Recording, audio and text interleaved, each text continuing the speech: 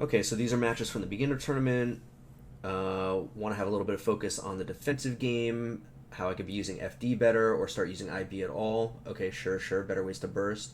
Okay, yeah, we can talk about defense for sure. Let's take a look.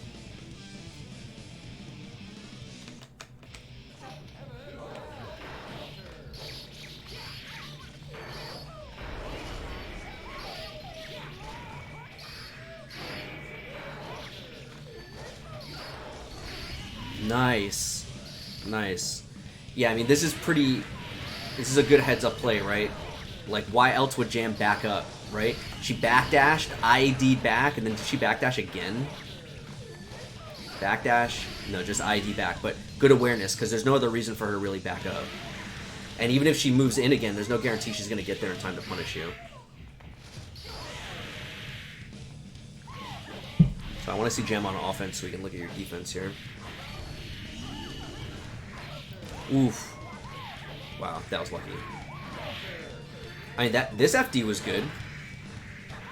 The thing is, it's funny because against Jam, FD is just especially good against Jam. I've talked about this before, how my recommendation for just dipping your pinky toe into the water of defensive options is FD when the opponent is close to you, and then IB when they're far away from you. And the reason for that, as a general rule of thumb, general, not always, is that FD, in my opinion, is most effective against light attacks, whereas IB is most effective against heavy attacks. So you almost don't want to IB certain things up close because you'll actually make it worse for yourself. Like, for example, if they are doing like a meaty 2P or a meaty 2K or a meaty 5K, for example, with Jam, if you IB it and their intention was already to do a tick throw, you're actually making their tick throw better because you're giving yourself less block stun and less pushback. So they have to wait less time and move in less to throw you. So the thing with FD is that the pushback, if they're doing like, again, with Jam, it's such an easy example because Jam might do like 2K, 2K, 2K, and the pushback that you get from an FD on that is so significant compared to if they do like a far slash and you FD it. Because again, it's about kind of what's going to come next. So if they're doing like far slash 5H, a lot of the time FD is not going to push them out enough to make the 5H whiff. Whereas if they do 2K, 2K, 2K, and UFD, they're going to be out of range after two of them. The third one's already just going to whiff. So if they're not really on the ball and they're not paying attention to the fact that you're FDing, they're just going to whiff a 2K right in front of you. And that's usually the goal when you're trying to FD, is you're trying to create space, and the ideal thing that you want is that they whiff a button because you push them out further than they realized that they were going to be. So yeah, just as a very general rule of thumb, FD when they're close, IB when they're far. And the reason that you want to IB when they're far is because generally once they're doing their far attacks, there's already gaps there. So like far slash 5H or, far slash 2 slash or something like that. So by IBing, you increase that gap. And if your goal is to jump out at some point of the pressure, that can help you create a gap where you can jump, where sometimes there would not be.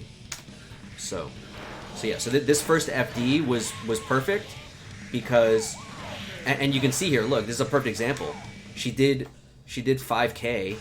If you didn't FD this, let me actually take control and let's confirm this. I'm pretty confident that if you did not FD this, I just reached for my start button. If you did not FD this, the far slash would have been in range. Let's see. Yeah, see. So you can already see immediately what I'm talking about. Where it was like so significant, the pushback was so much that the far slash just whiffed. And if you were really on the ball, you would be prepared for that whiff, and then you would take advantage of the situation and attack. And as long as you don't react super slow, you're not necessarily going to punish the far slash, but you're going to have frame advantage. Yeah, exactly.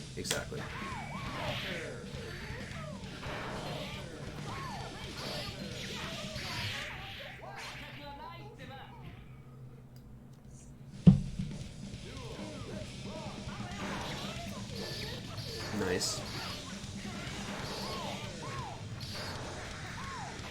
So this is something that I don't know. It's funny. Maybe I'll have a better perspective in a few months after I've played Strive a bit with Axel. But you know, when you do actually, does he have the fake Resho in Strive? Does he have the fake? I don't even know. But anyway, he doesn't. Okay, so I guess I won't have a different opinion in Strive. But anyway, I always see this from Axles where, you know, they do the fake and then they preemptively do, you know, 6K or 2S or something like that. I don't think that that's necessary. I'm not sure that that is necessarily good, because you know, when you preemptively do 6K, which I think that's the button that most people hit, it really leaves you open. If they didn't jump and they just do far slash or something, you know, you're just wide open there. You know, you can. I guess what I'm trying to say is I don't see the need to preemptively anti-air them in these situations. You can just react, you know, when they jump, especially because usually when people react to the Resho, they don't react with like a robotic optimal reaction, right? Like the best thing they can do is like IAD if they think that it's actually the command grab, right? So that they get a punish. Most people don't do that. Most people just jump. And especially a lot of people, you know, when they know that you're mixing up between the two, they'll jump in FD. So there's really like no urgency to try to catch them, you know. Like if you're going to do something preemptively, I almost think the best thing to do would be 5P. Because the thing also is that you're never going to catch their pre-jump with 6K. It doesn't hit in the right spot. So if the person is doing the right thing and just jump FDing, even if you do it preemptively, it's not like you're increasing your chances of hitting them. So, you know, if you do like 5P or something preemptive, that's maybe a little bit different because, you know, maybe you catch their pre-jump or maybe they try to advance on the ground, assuming that you did the fake, and you check their advance as well. So, I don't know. It just seems like I think what I would do is just do the fake and then maybe just like dash block and just like move in so that you're in the right spot to anti-air them if they jump, and then just react, you know? And that way, if they don't jump, you have better options. You can just far slash or 5P or 2P or whatever to maintain. I've also heard people say that just having them FD is already a win. Yeah, but again, you don't need to preemptively do anything to get that, right? Because yeah, it's a very small victory for you, just having them lose a little bit of meter. But you don't have to preemptively do it. You can just react, you know? See, and the other thing is that if you do it more reactionary, like what I was describing, where if you just like do this and then dash block instead of trying to preemptively 6K, here you would be able to just react to the IED and do a backwards 6P. You know what I mean?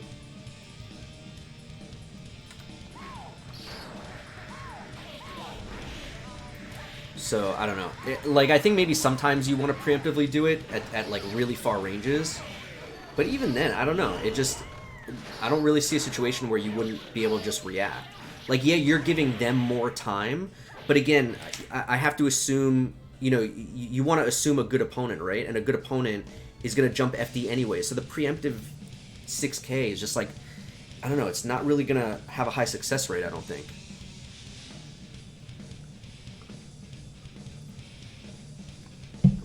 Never thought of doing things backwards on cross-up? Oh, yeah. If they IED over you, you just 6P backwards. You just 6P the other way.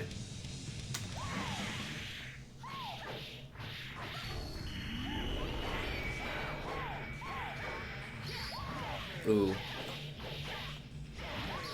So this is another spot where you FD'd and it was great. You made the 6H whiff. So I don't know if you remember, did you do this 2S preemptively, thinking maybe she was going to IED or overhead or something like that? Because you did great FDing her out and then making the 6H whiff, you could hit like far slash here. Preemptive, yeah. Yeah, I mean, it's tough. Jam is so fast that you probably do have to do that to some extent. But I think the problem here is you're almost crossing, like you're almost, how can I phrase this?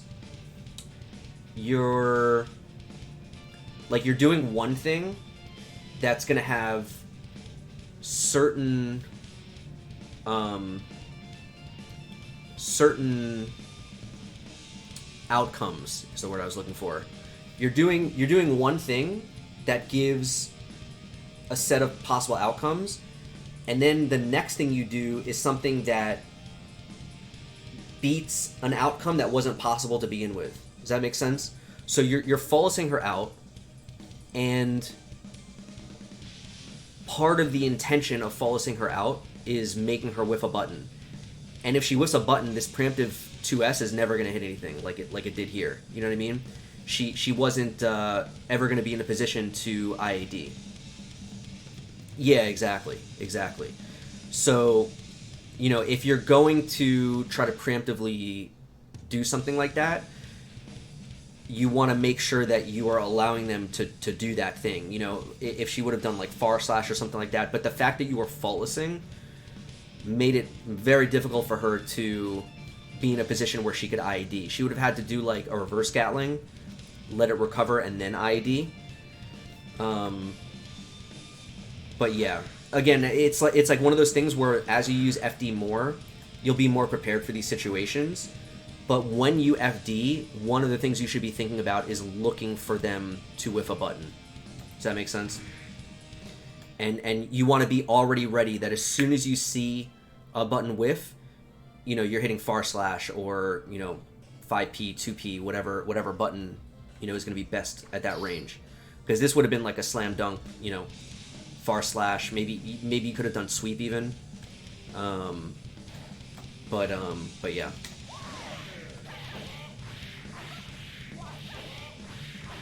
Damn, the big boy combo. This was from the beginner tournament. What happened to this jam in the beginner tournament? I'm curious. I'm curious to go back and look at the bracket and see who beat this jam. So they're doing like legit ass combos. Yeah, they backed up to keep the corner here. Legit. Oh, not the hoop squad. I see. Beat this jam and losers. Nice. For a second. So that was good. You didn't even FD, but she whiffed and you recognized it and hit 5K. That was great. That was like an awkward spot where you didn't really... I guess you had to do 6K. This is the winner set, I see. I mean, that's good for you also, that you adapted and won the second set.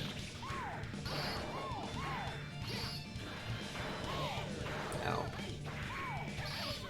Again, I mean, you know, you said you wanted some advice on falsing. You're already doing it. I don't know if you realize you're doing perfect. Like, here she was close, you faultless, you made her whiff, boom. Step 2 is being prepared for the whiff.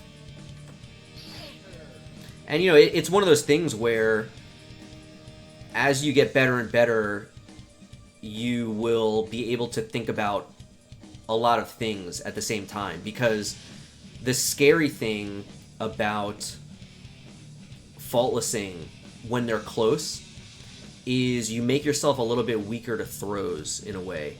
Let me write this down. I didn't open my notepad. Let me write this down. We'll look at this in training mode after.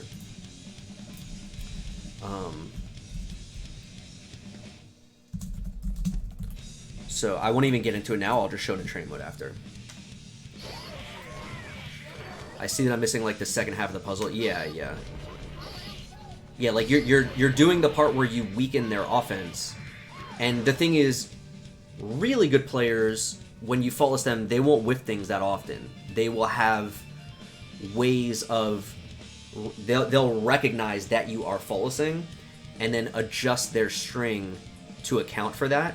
And like the idealized version of that is they would actually punish you in a sense for faultlessing by doing some kind of string that is specifically good against faultlessing, if that makes sense.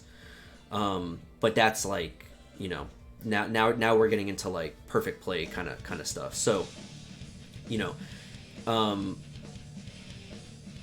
but yeah, you want to be looking for the whiff still, but as you get better and better, it will probably start happening less and less as you play better opponents. Like this is a perfect example. Like this is a perfect example of a string that is good if the opponent is faultlessing, right? You're taking advantage of the extra block stun and the fact that what I'm going to show in training mode after about, it makes it harder to jump out and stuff like that. So I want to see your inputs actually for a second. Okay, yeah, you try to block. Yeah, see, what I was starting to get into before, which I can touch on now, is when you faultless, I started talking about how you can think about more things as you get, as you get better and as you get more comfortable with these ideas. One of the weaknesses of faultless, specifically when your goal is to faultless them when they are close, is that you don't want to, it's almost like a pitfall. You don't want to commit yourself to faultlessing. Does that make sense? This is a perfect example of that, where in your mind you are thinking like, I want to faultless, I want to push them away, but just because that's what you want to do doesn't mean you can ignore what the opponent is doing. So as you get more comfortable with faultlessing, you will be able to have the idea of faultlessing while still paying attention to the opponent and reacting to throws and reacting to gaps and things like this. Whereas when you first start out, it's very instinctual to commit to the faultless, and you're just like holding faultless. You're just locked in to the faultless. You know what I mean? Which is a dangerous thing. You don't want it to be that committal. It doesn't need to be. But it takes practice and it takes experience to be able to think about that kind of stuff. Okay, what's up, Alex? Alex, you are...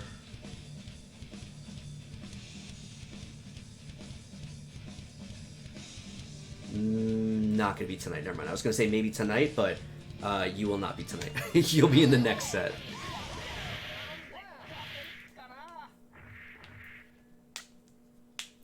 Yeah, exactly, Treble. I mean, it goes beyond that. It's not even like it's a on or off switch, because you can get more nuanced with it later, where you faultless a little bit and you mix up when you faultless and what you faultless. But it's more just the idea that just because you want to faultless, you have to recognize that sometimes the opponent is not going to be doing the things that you want to faultless, and you need to still react to what they're doing. Just because you want to faultless doesn't mean you get to not react. Oh boy. Okay, so you mentioned you wanted to talk about bursting.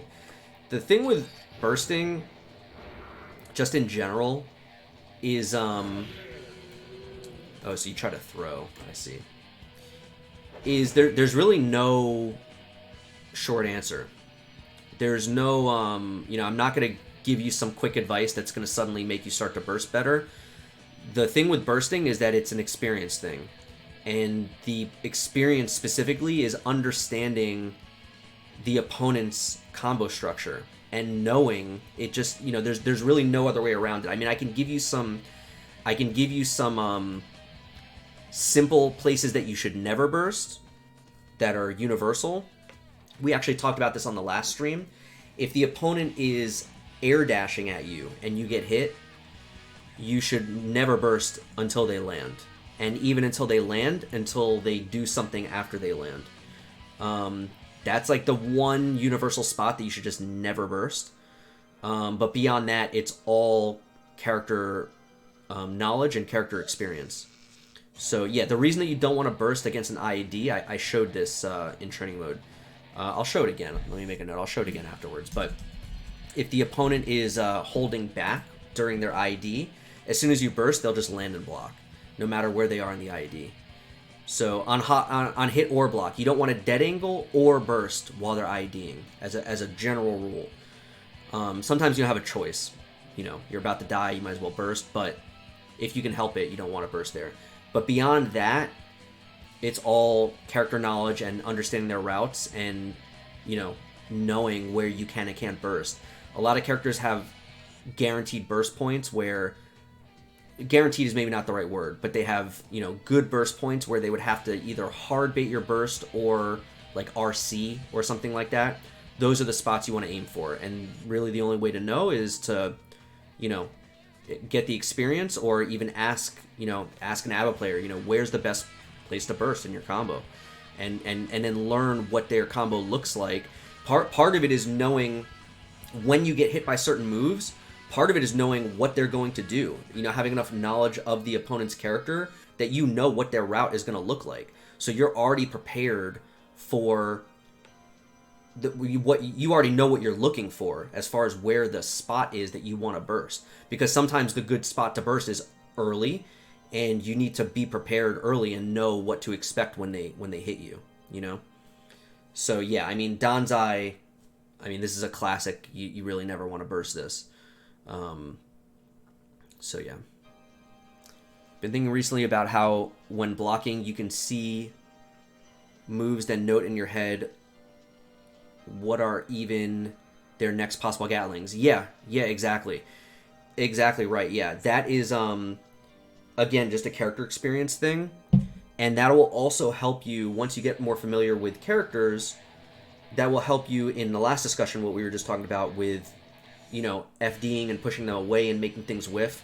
Because in a lot of cases, when you see a certain normal, you kind of know what's coming next. Or, it's narrowed down to a few different things. So 2S is another bad thing to burst. Yeah, her 2S is pretty low profile. And again, I think like 2S is a good example of a spot where after you get hit by 2S is a good place to burst, because she would have to hard bait it at that point. What she normally wants to do in the combo is not going to naturally bait your burst. So again, knowing her combo route and knowing, okay, she's about to 2S, being prepared, seeing the 2S and knowing that's the spot you want to burst, it just takes practice. Yeah, this is definitely an example of a bad burst, for sure. We talk a lot about what is actually a bad burst. To me, just because the opponent baits it doesn't mean it was a bad burst. Sometimes the burst is perfectly fine and your opponent just read your burst.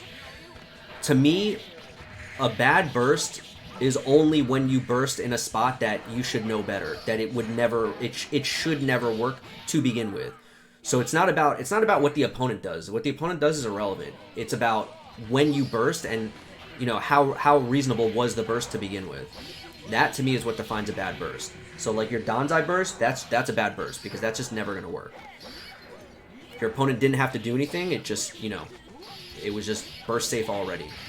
Naturally burst safe.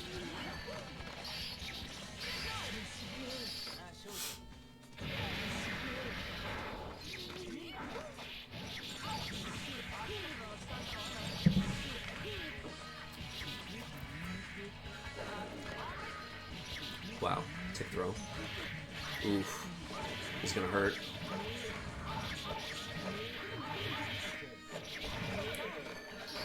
First was okay. Ooh. Holy shit, you recovered fast from that. God damn. Good awareness.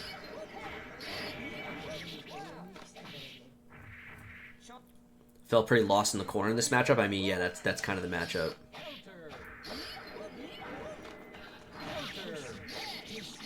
Nice conversion.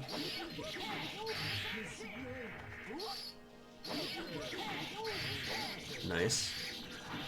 This round is looking really good for you. Ooh, small drop, but that's okay. You got most of the damage. Okay. She's gonna blood pack? Yeah, you knew. Good shit.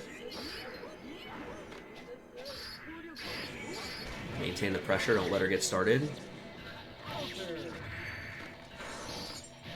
Uh-oh.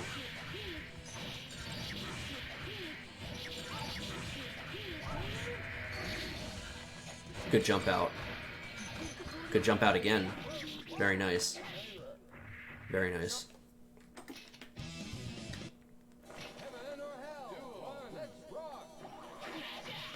Ooh. You racked it too quick. Right idea, though. can never be too mad when you have the right idea and you just time it wrong.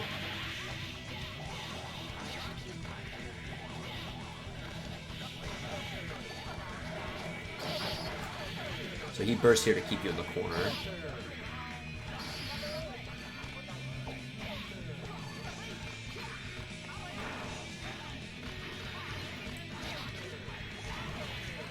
Okay. So, talking about burst, this is also a very good burst, actually, because, yeah, you're not bursting out of a combo, so you're not, like, saving yourself damage, but as far as a risk standpoint, this is a extremely, extremely safe burst, because you burst OTG. So even if the opponent hard reads it, they can hard read it all they want, they're not getting more than just, like, an air throw punish. Because even if they block it, you're still in an OTG state. They can't do a combo. So if you're ever unsure in a matchup where the good burst points are, if you haven't learned yet where you should be bursting, and you just want a good, all-purpose, safe place to burst, just burst OTG. Yeah, you're still in OTG state. Here, look. I'll show you. I talked about this last stream. It's really good against Milia. Because Milia is kind of hard to burst. So watch, if I block this, look, see how you fly away? Look, I can't do a combo. See? So, yeah, if you're ever unsure how to burst, just burst OTG. Obviously, you don't want to do it too soon. This was like perfect timing because he was running in on you to Oki you. You don't want to whiff it because you still get the penalty of your burst being empty if you whiff it. But as far as, just being really, really safe, you're never going to get punished hard for this. So yeah, it's a good, fallback if you don't really know a better spot to burst. Bad trade for you. So good follow-sing here too. Unfortunate. Bad trade.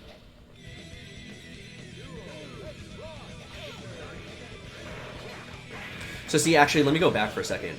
Because we haven't really talked about IBing. I mean, I mentioned it a little bit in the rule of thumb, IB when they're far. This is a good example.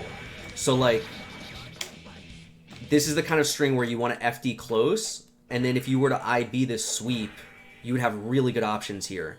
And you would be able to actually punish him for doing this item throw. Whereas, look at when you're recovering. He's basically done with the item throw already. You're not going to be able to get a punish. So, again, it's hard. It takes practice. You're not going to be able to do this right away. But, this is a good example of the kind of thing you would want to look for.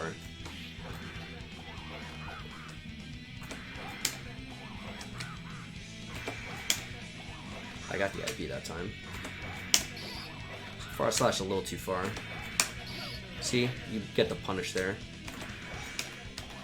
Whereas with the FD, that wasn't a punish. He was jumping after or something like that. See how big of a difference it is?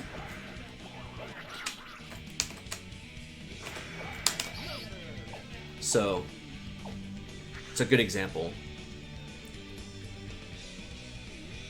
Can a way to generalize a bit be that I use it to make moves punishable? Yeah, but usually the way you're making them punishable is by creating a big enough gap that, like here, the gap was between the Faust's 2D and the item throw, right? And in this case, he threw a hammer, so it's, not the best example, but yeah, exactly, Treble. I mean, in general, that's the idea. The thing is, like, you have to keep in mind that being punishable is not really... How can I phrase this? When you're being pressured, when the opponent is doing a block string, it is very rare that they're going to be punishable just outright. Maybe if they end their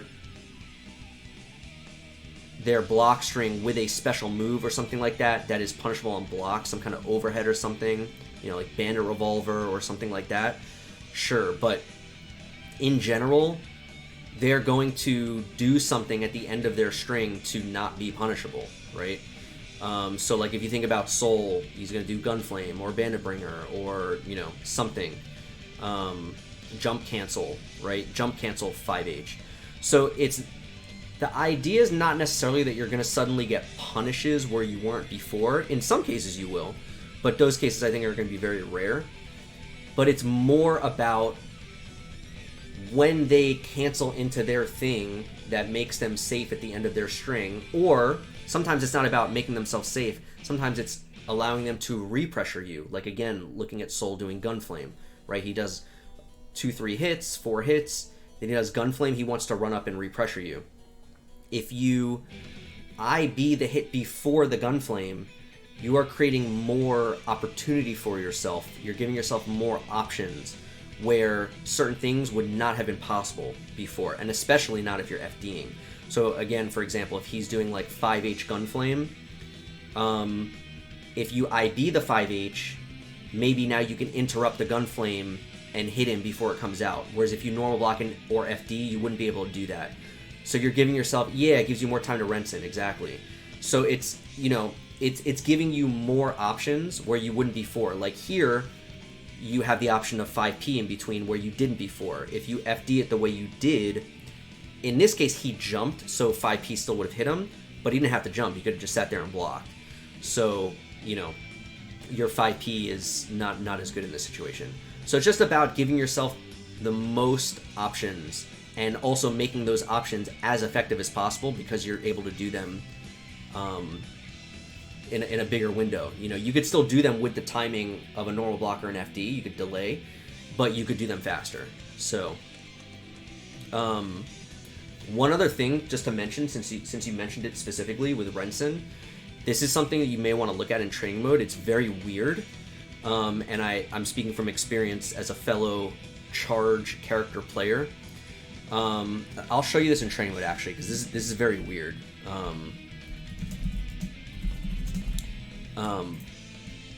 Let's just finish this up and then we'll go into training mode and we'll look at a few things. So again, you FD just the 5P was enough to throw off his block string and make his 5H whiff. And it seemed like you were more prepared for it that time with the 5P, so that was great. Just a random Fausting in this spot. When he super jumps like this, it's very telegraphed that he's going to bomb bag, just 2S. Even though he's really high, try to hit him. It won't always work. I went back too far.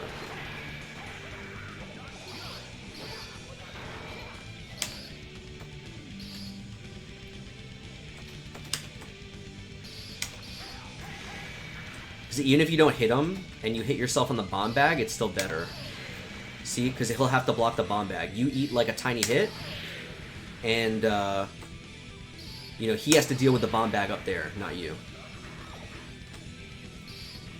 I was showing this to Impulse in the last review session with Eddie 2H. It's the exact same idea. You want to stick out a button that goes upwards, and if you hit him, great, but even if you don't hit him, it's still good for you. Even if the bomb bag hits you, look at how little damage you're taking. It's like imperceivable, the little amount of damage. Look at the sliver you take. And then he's the one that has to deal with the explosion, not you. This is like, unless it's literally going to kill you, that you just always do this.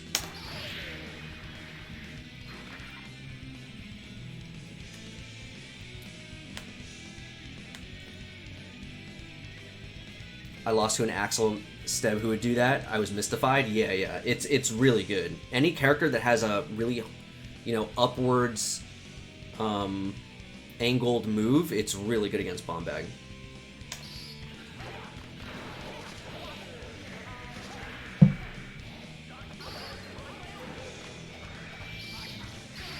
Nice.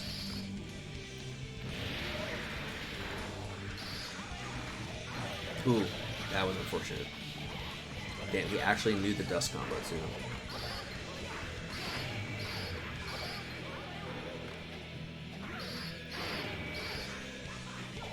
Oh, nice. That was a throw us? Oh, it wasn't. What'd you do?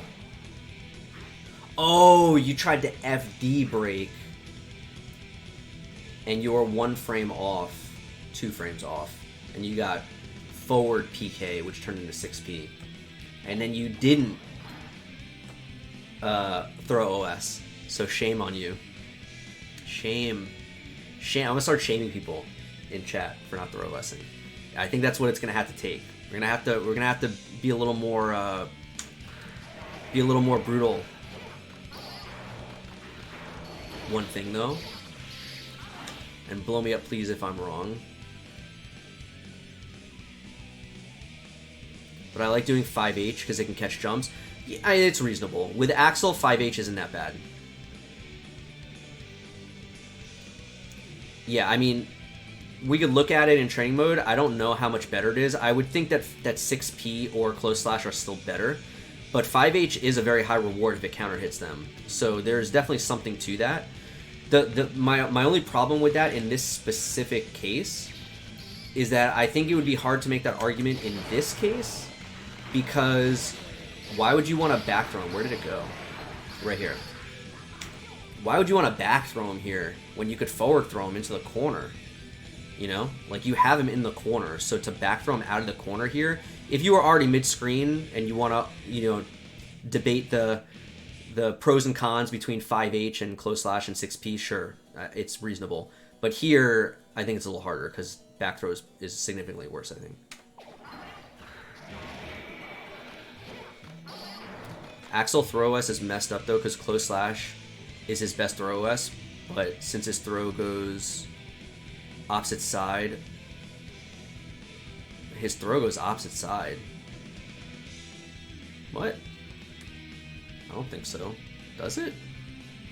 I thought only air throws do that. It's like some characters' air throws. His throw doesn't go the wrong way, does it? Forward throw puts them behind, back puts them in front. Oh shit, I didn't even know that. I didn't know that. Wait, maybe I did know that and I forgot it. Maybe I knew that at some point a long time ago. Okay, well in that case, then your back throw makes a lot more sense, so carry on. Yeah, I think in that case then it's totally fine, because his 5H is okay as a anti-jump kind of move. So Abba does too? Damn, I never thought about that. That one's way more obvious. See, the Axel one is weird because he like starts you on one side and flips you over, although I guess Abba does also. Weird. I don't know, I never really thought about it. Yeah, I mean Kobayashi, if you're back throwing, you never OS. You can't. It doesn't matter. It has nothing to do with slash giving you slash back. Any button is going to give you FD. So, you know, slash will give you slash back and any other button will give you FD, so you don't have a choice. So when you back throw, you never OS.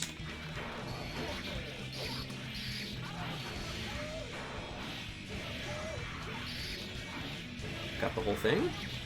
Oh, you dropped the ender. Or did he not go for it?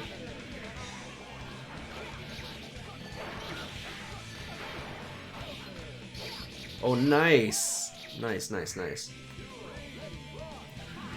So you can't shame Axel players for not throw OSing? That's not true. That's definitely not true. Because mid-screen, the direction's not going to matter, right? So in those cases, you I mean, again, if you like 5H, more power to you. I think it's reasonable enough. It's not like a clearly bad option. I still think I would throw OS when possible, but I would have to look at it. But I have to imagine close slash and 6P are both better.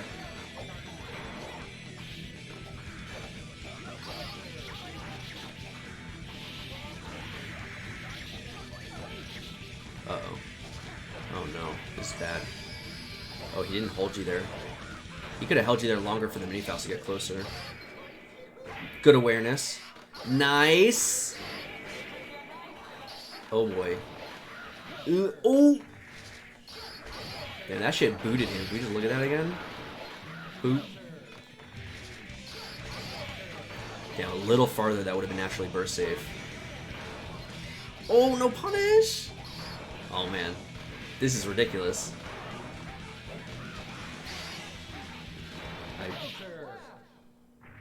Oh my god, I didn't know who won. Damn, that was a good ass match though. That was a good game. All right, let's look at a couple things in training mode super quick.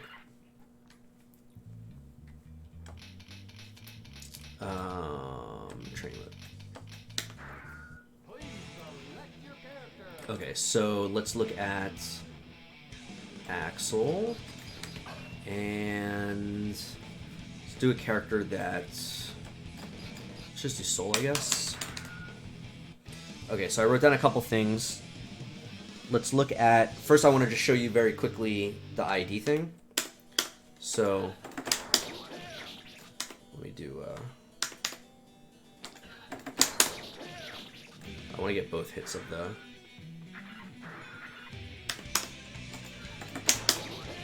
there we go. Okay, so, actually let me do one more recording. Let me do, just so you see the whole, okay. So I was mentioning not to burst when people ID. So you see the string I just did, right? Nothing fancy. The only fancy thing I did is during this string, I'm holding back the whole time. I'm never not holding back. Okay? So what winds up happening is if you try to burst right when you get hit, he's already holding back.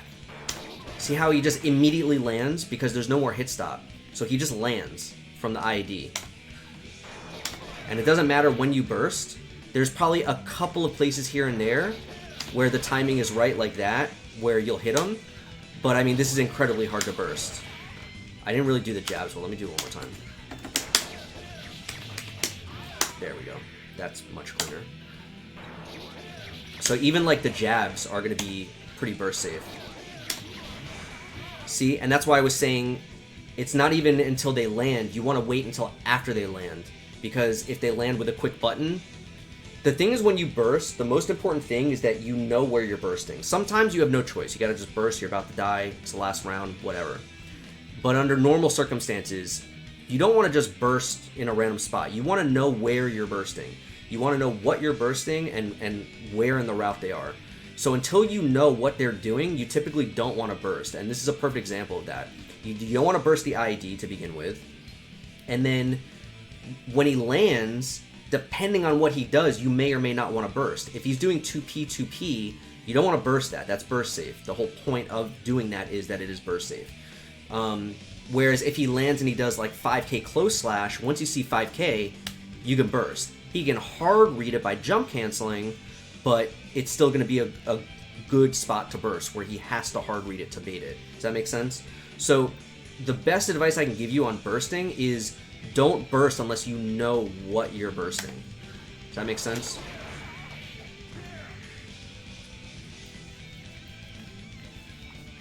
So that's that.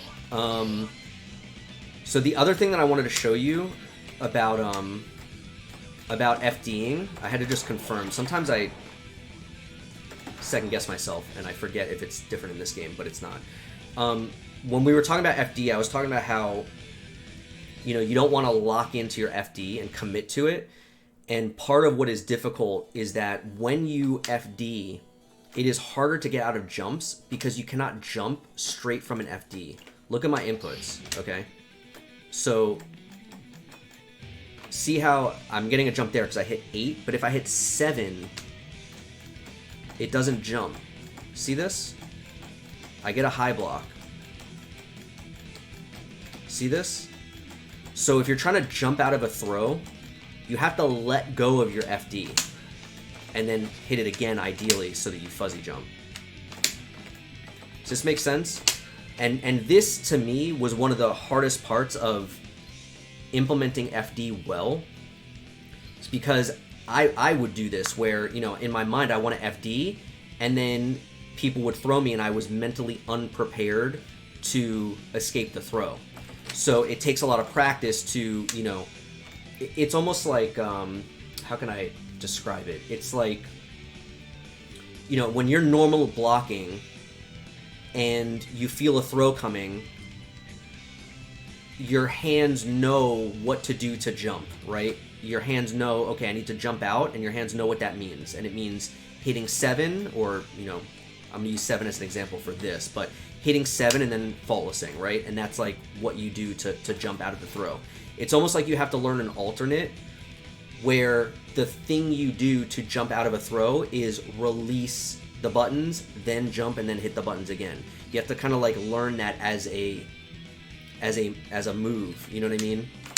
And then it will be more natural to you. It just takes practice. But I just want to make you aware of it, because a lot of people don't know this. And if you don't know about this, it's really bad, because you'll be like, I jumped, I don't understand, I jumped out of the throw, I must have missed it or something, you know? I must have did it too late or something like that. So, yeah. And then the last thing I wanted to show you is, this is a very weird thing. I'm actually going to switch to, I'm going to show you a very specific example to show this, because it's the only one I know off the top of my head. There's tons and tons of examples of this, but this is the one that comes up the most common for me.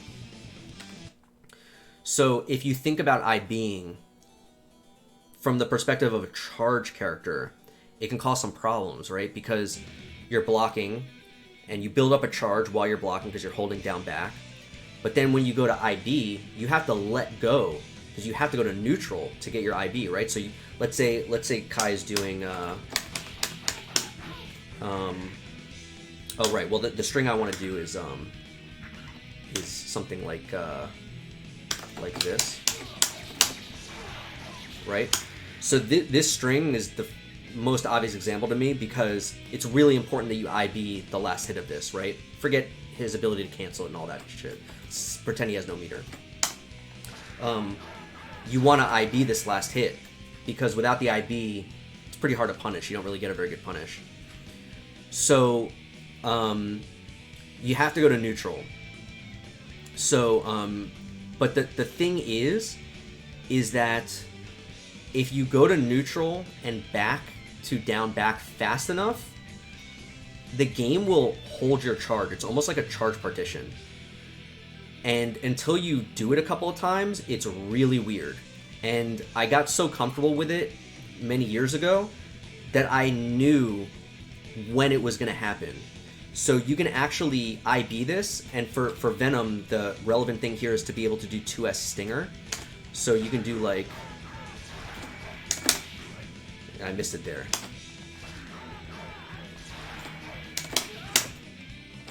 See, it's weird. The problem is you don't really know if you're getting it or not. You just have to believe. You just have to believe. I'm surprised I'm not getting it, actually. Weird.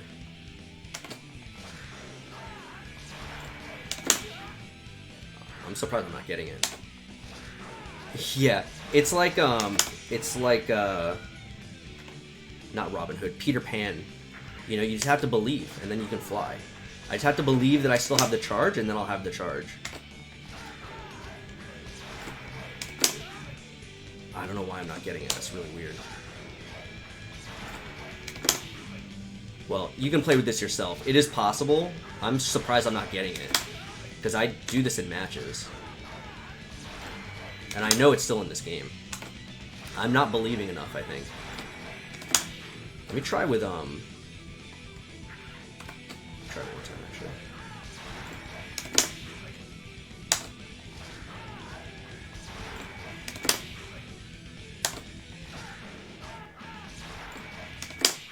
I'm surprised I'm not getting it.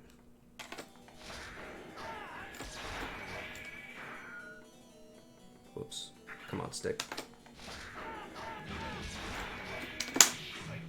Let me try with far slash to the 2 slash.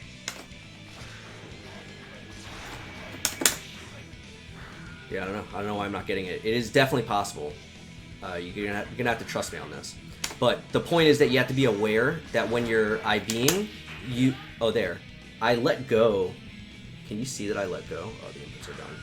I didn't get the IB, but I did let go trying. Let me try it again.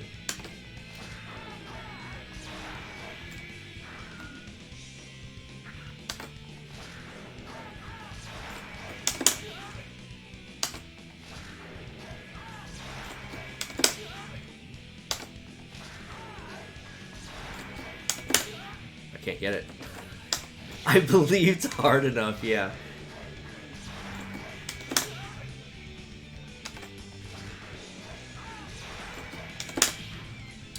god. I'm shocked that I can't do it. I don't understand.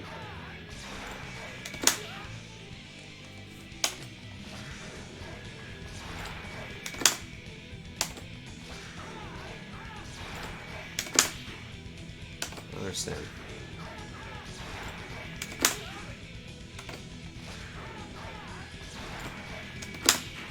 There we go.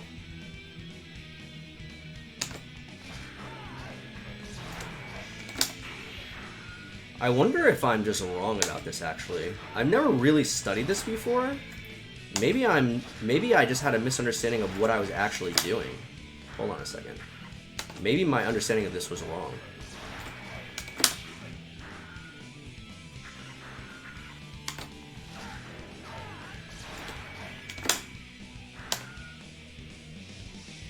No, Duesta, I know there's no charge partitioning. I thought it was a specific thing with IBing.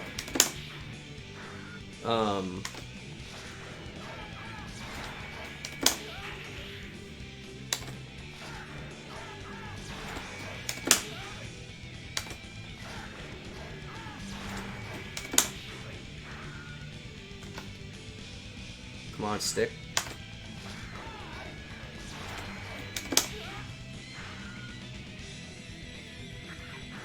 What is it doing? Oh my god.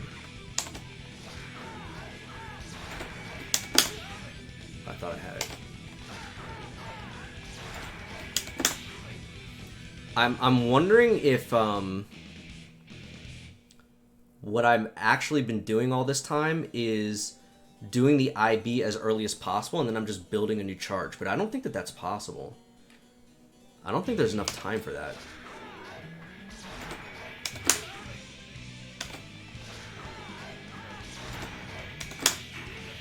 I think that is what I'm doing. So maybe it's very possible that my understanding of this was just wrong. Now that I've never really looked at this before. I just did it in matches. I never really looked at it in training mode.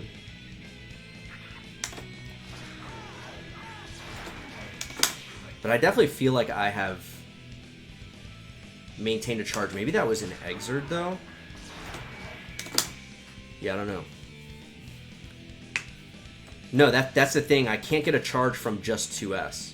Not even close. It's like a mile away from being able to get a charge. Let me look at some numbers really quick, because I'm really curious about this now.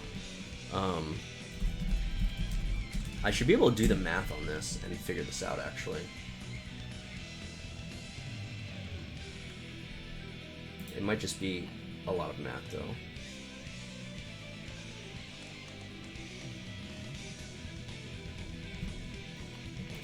Yeah, exactly, Sajam. I think that's part of it also. That's part of the math I was going to do. Because you can delay the punish, especially, even without the IB you can delay it, but with the IB you can especially delay it.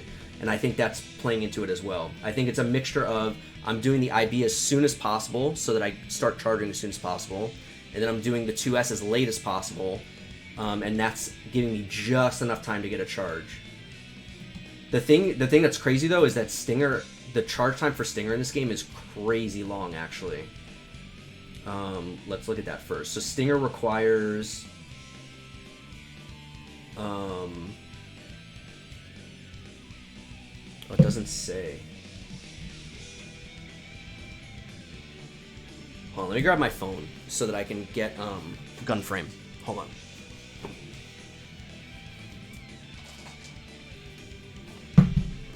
Okay. Let's see if I can do the math. 7 frames from early IB plus stun dipper block stun plus block stop plus far slash startup. That's numbers, yeah. Is there a Guilty Gear frame data app? Yeah, it's called Gunframe. It has a bunch of different games. It has this game, it has Exerd, it has Blaze Blue. I think it has like Grand Blue. It has a bunch of different games. This is probably more math than I'm actually going to do, but we'll see if we can do it real quick in our head. So, we need Kai. Oh, well, I have to see if the charge time is even listed for Stinger, otherwise I can't do any of this math. Okay, 45 frames to get a charge for Stinger aim. 45 frames. So that's an easy number to remember. It's 3/4 of a second. So, Kai. Stun Dipper, Stun Dipper, Stun Dipper. Here's Stun Dipper. Okay, so Stun Dipper is minus 15 on block. And so what do we need here? We need... this is way too much math, actually. Because I need to...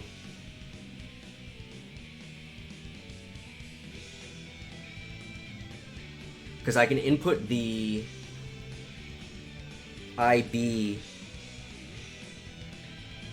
a bunch of frames before... I guess 7 frames before, right?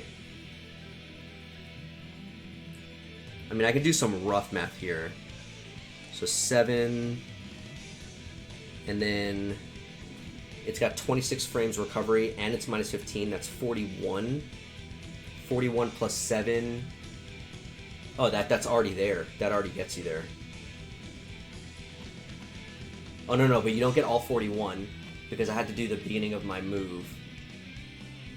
Yeah, it is enough, though. It is enough.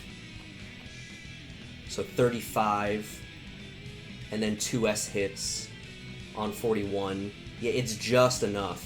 With the hit stop and the block stop, it's like just enough, which is why it's tight for me to do it. So that is what I'm doing, I guess. So forget what I said.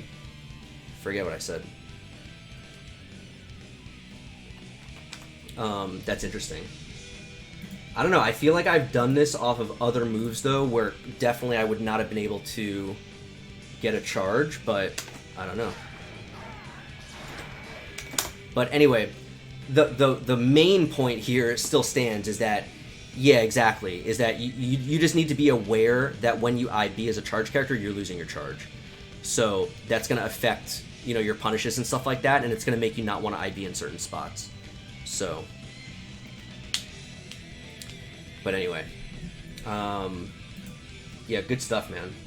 Oh no, I didn't submit the stream marker? Fuck me. Oh well. Rip. I'll find it. The stream marker was still up, I didn't hit OK. But yeah, good shit, Treble. I think you're already on the right track with...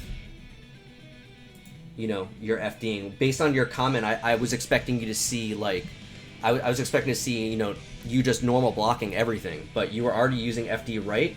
You were using FD very well, you just weren't taking advantage of it as much as you could have after you know, messed them up by FDing.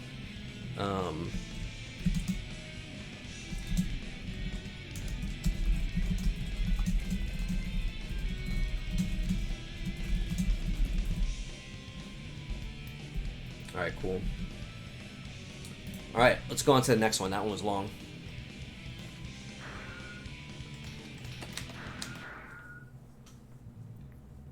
Yeah, I mean, again, you know, don't get the wrong expectation, because against really good players, as you play better people, the, you know, what you get from FD will not be as significant and won't be as big.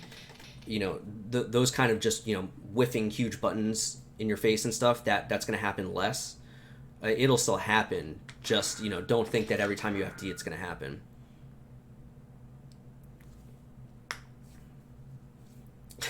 Spamming shield and getting whiffs, and you're like, wait a second, yeah. Alright, so all of these still need to be done, so we're just going to go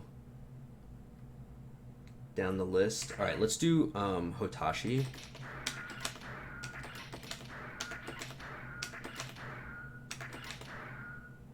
So these are like pretty high level matches. Hotashi versus Kesuke, who, if you're not familiar with him, he's like the best Testament in the world currently. So these should be interesting matches. So Hotashi says Hotashi says he doesn't really have like a layer 1 or basic counterplay knowledge in this matchup, so we'll talk about kind of anti-Testament a little bit, which is good because I know some basic stuff, but we can look at some of it in more detail. I haven't really delved too deeply into it myself. And he's pretty different in this game than he was in Accent Core, that's for sure. Alright, let's take a look. How was their connection? It was good enough. They played. I think it was like 250-ish ping, something like that. It was playable. It wasn't great, but it was playable. So good awareness there to block the tree.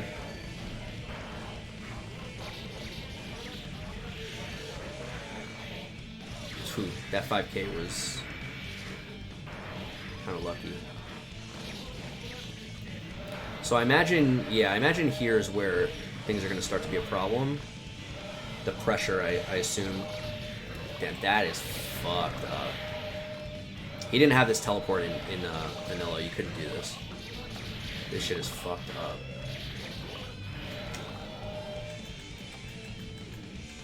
Wait, he didn't even switch sides.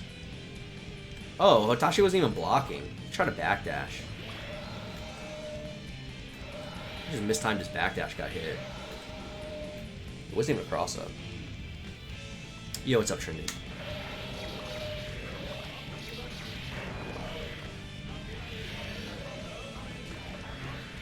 Yo, Vicious. What's up? Thanks for the raid. How's your night? Did you open anything good? Yo, what's up, Toshin? There's so many purple names.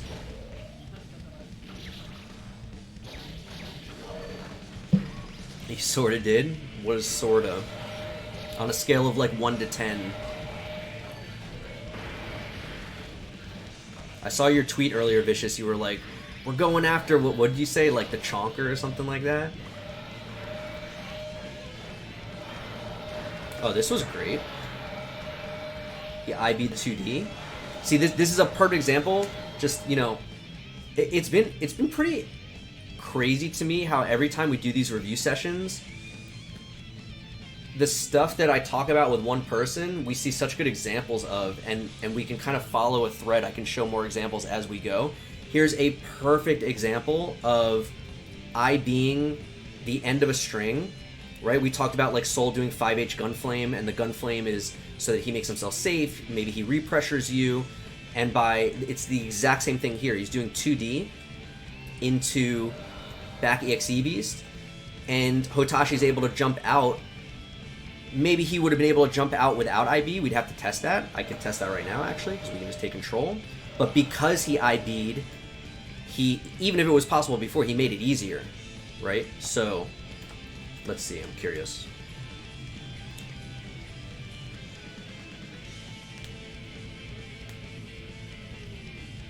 Very last card. Interesting. Interesting. So let's see. If we don't IB this, yeah, you can still jump out, but right, your jump out becomes better and easier by IBing, and maybe it's and maybe it's the kind of thing where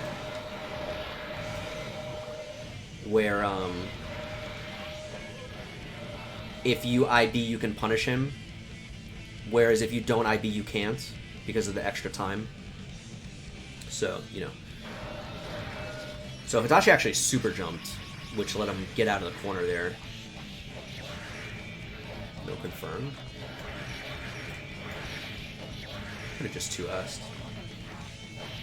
Actually. Well, he dropped Robokai, so I'm not gonna dwell on the Robokai specific stuff here. He could have got a huge combo off that, is what I was gonna show.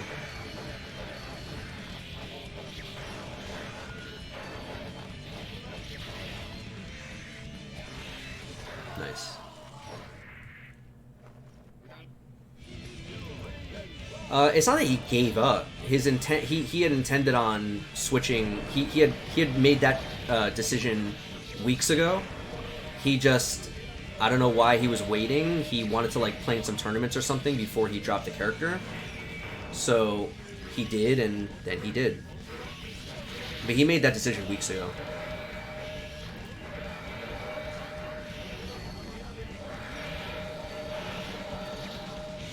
So I mean, these spots with Testament, the 2K was good, but you really got to pick your spots to try to counterattack. You got to make sure that the Crow is not gonna fuck you up.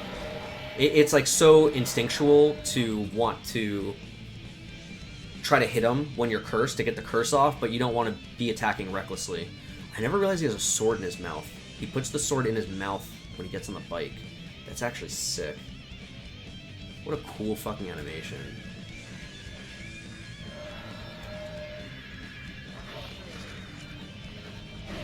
Oh, nice pickup.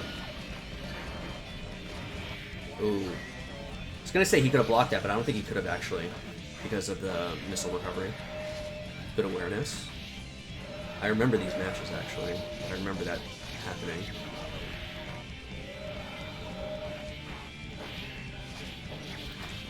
Trying to bait DP? Why did he do warrant?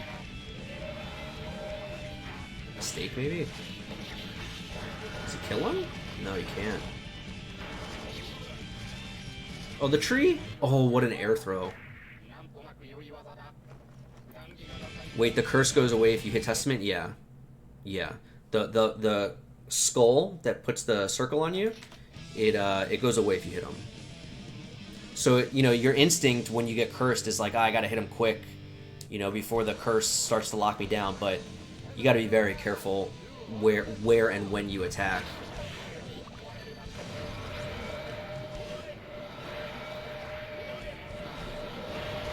Again, he IB'd the 2D and then jumped over the EXE Beast.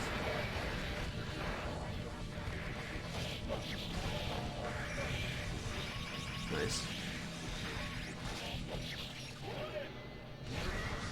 That's gonna hit, yeah.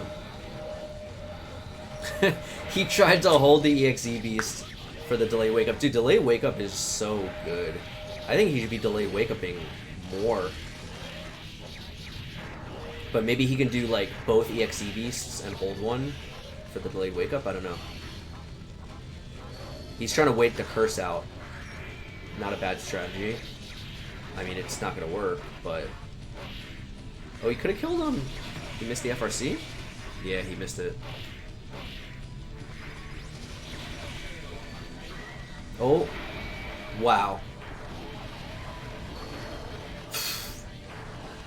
This is a good example, by the way, of, you know how I always tell you guys, like, spend your meter when the round is about to end, just spend your meter? Look at how they spent their meter here. Such a good example. Look at this, Hotashi, it's round ending his full meter, he spent some meter here to try to wait the curse out, right?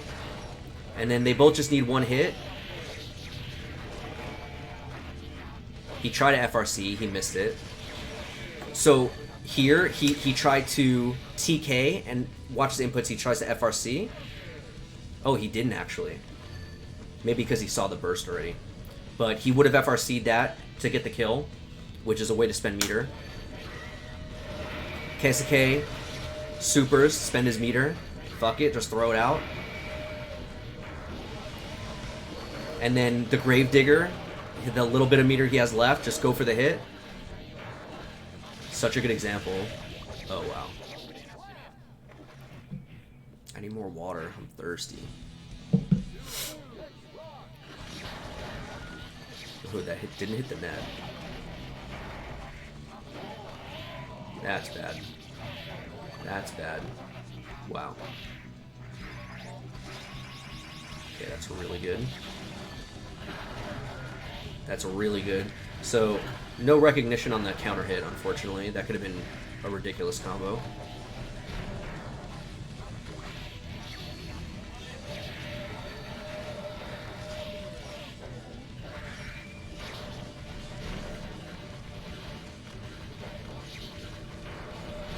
I was going to say, missile to clear the nets is so good.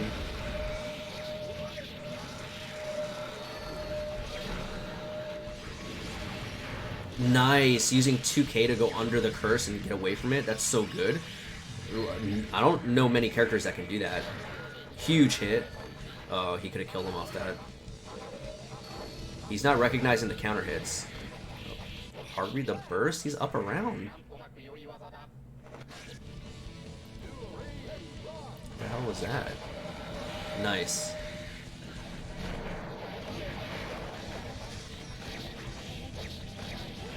I didn't even know that Gatling.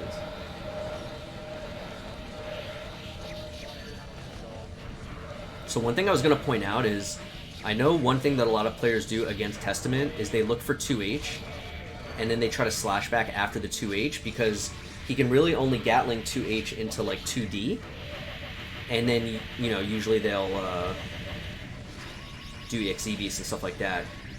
But Keisuke like does not use 2H, which is pretty crazy. It's such a good button. Oh, you try to grab the burst. Oh, I hope he loses now. Oh, man. Oh, he's fucked. Oh, he's dead. No, the drop! Oh, into the net. That's what you get, bro.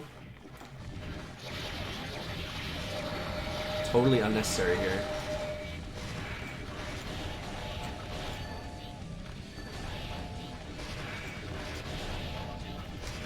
Yeah, he tried to grab. Look, he was one frame.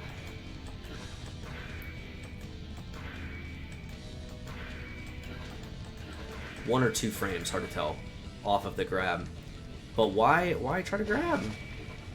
I mean, I know why he tried to grab. He's trying to send a message. But could have just did 5H FRC and been completely burst safe. Totally unnecessary. Just killed him.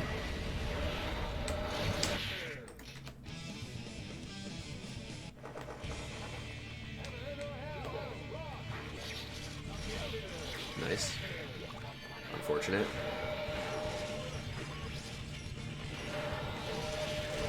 Didn't pay attention to the tree.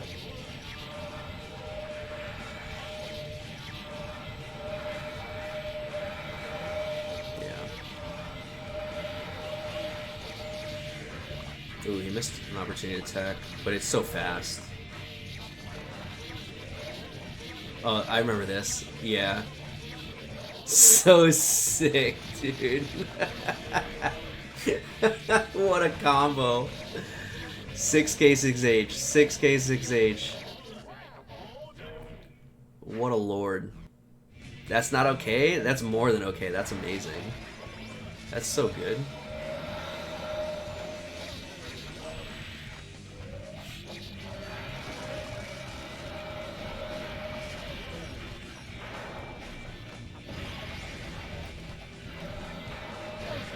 Okay.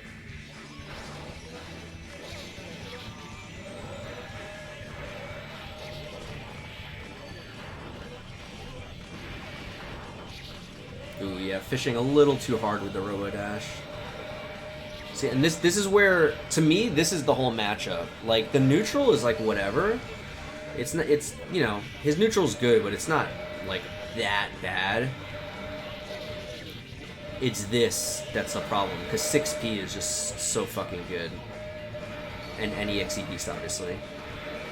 So to me, it's like how you deal with this that defines the matchup, you know? And I don't really know what the right answer is there. I don't know what to even suggest there. That kind of pressure is so good. It reminds me of Eddie, where you have to know, you really have to be familiar with Testament to know kind of what he's doing, because when you look at that pressure, it's not obvious where the gaps are.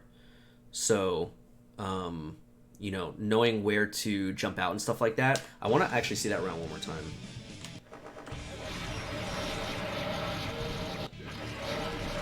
Once he gets into the corner. Yeah, see, like, this was an opportunity to get out, but it's like, how are you supposed to see that?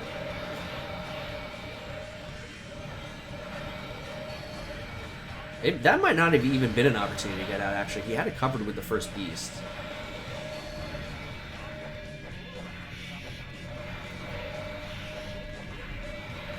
That was an opportunity. So you have to, like, see him cancel into the beast and then jump away. But the problem is you have to react to EXE beast, because if he cancels into something else, you try to jump, you're just gonna get yourself hit. Net specifically. Look like a giant knowledge check, kind of, which is why, you know, part of why he's so good.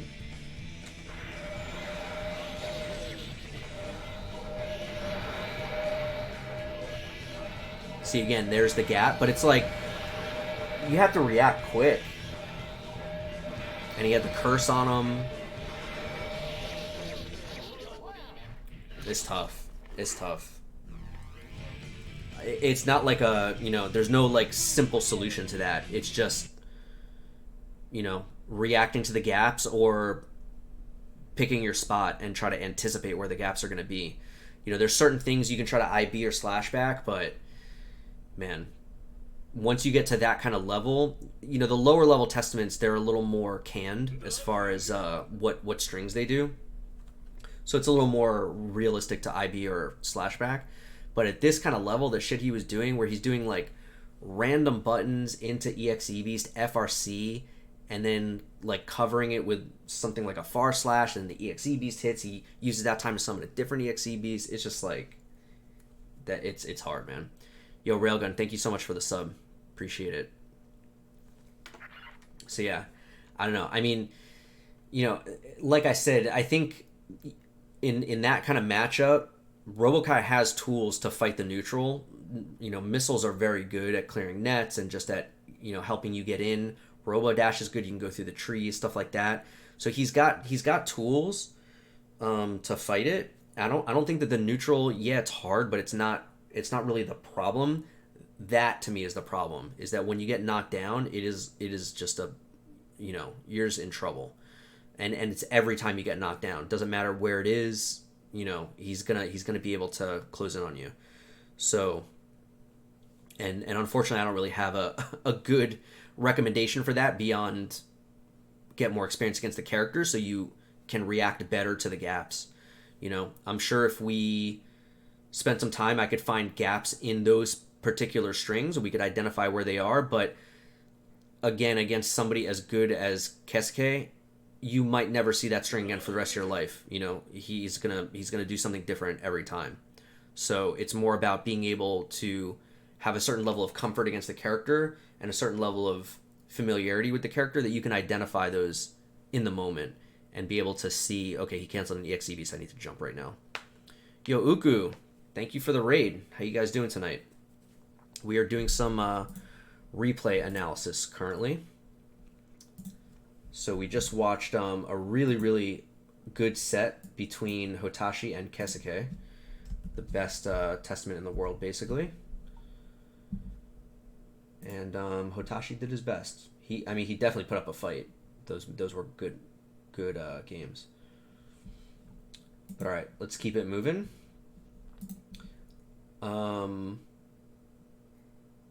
Let's go to Radkon playing Faust. There's a lot of Fausts coming up in the queue, actually. So let me find his matches.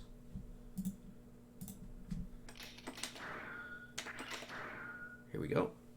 Yeah, here's Nup. Okay, let me make a marker.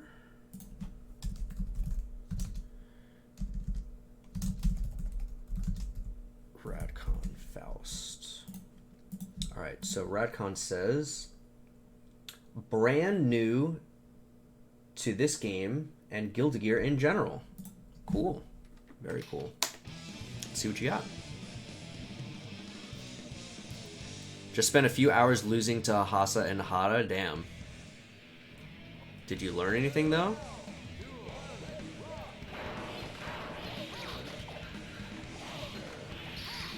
Let's see this again. How'd you get this item? Okay.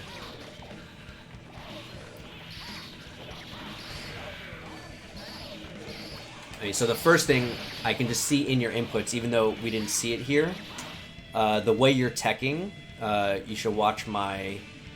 oh, I didn't put that... I should put that in the stream title, actually.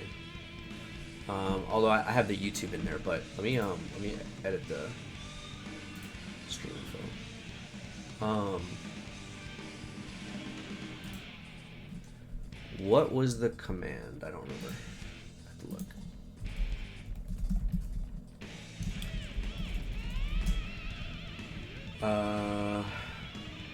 I think it was day 1 tips, actually.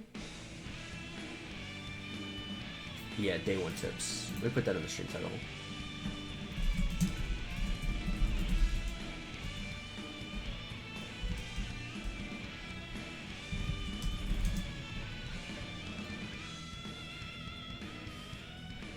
Okay. It's exclamation day 1 tips. That's the video that I recorded during the last stream on Tuesday, I think it was. And obviously I uploaded it to the new YouTube channel. So, but yeah, for Radkon, I think you are not here currently. I should probably check that. Yeah, he's not here. So when you see this, I recommend you go to my YouTube channel and look at the video called Day 1 Tips and practice the Tekken technique that I show in that video. And that's why I made the video, so I don't have to keep showing it every time. I can just direct people to the video. Okay, good. I mean, this is a very... This is the first string I learned with Faust also, 2K5H. Nice. Okay. Okay, you got the basics here, / item throw. Nice. So you can get an item throw there pretty safely. Nice. Alright, so you say you're new to Guilty Gear, but seems pretty clear that you have some other fighting game experience. So that's good. I like the patience there. Nice. Alright, sick. You know a little bread and butter. Fantastic. Nice. Oh, you went for the pickup too? Okay, I see you. Yo. Okay. Giving up some trouble here. Nice burst. Nice 6P. I'm curious how long you've been playing. Because, you know, being new to Guilty Gear, you could still have been playing for several months. I mean, you're playing great. This is fantastic.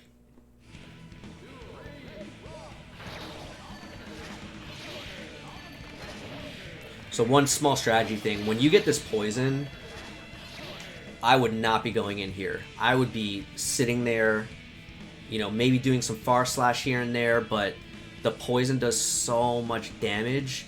Why go in and risk getting hit and losing? Like, you have done like 100 damage or whatever it is. I don't know the number off the top of my head, right?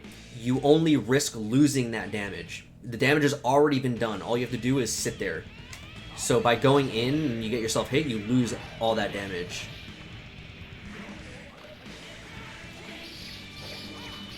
But yeah, once the poison is on them, I would definitely play a little more defensively. You don't want to be completely passive and just let them run in, because they're going to be looking to try to hit you. But you want to be defensive, I think. You know, you don't want to be exposing yourself for no reason.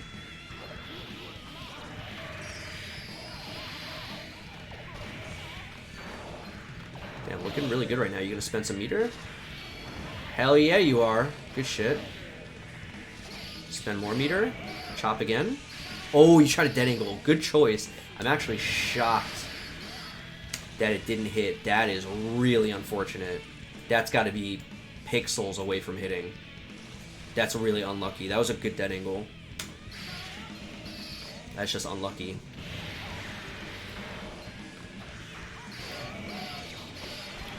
Oh. So I don't even fault you for that burst, because you were definitely about to die. That's just unlucky. It's just naturally burst safe. Why does this shit keep coming up? Go away.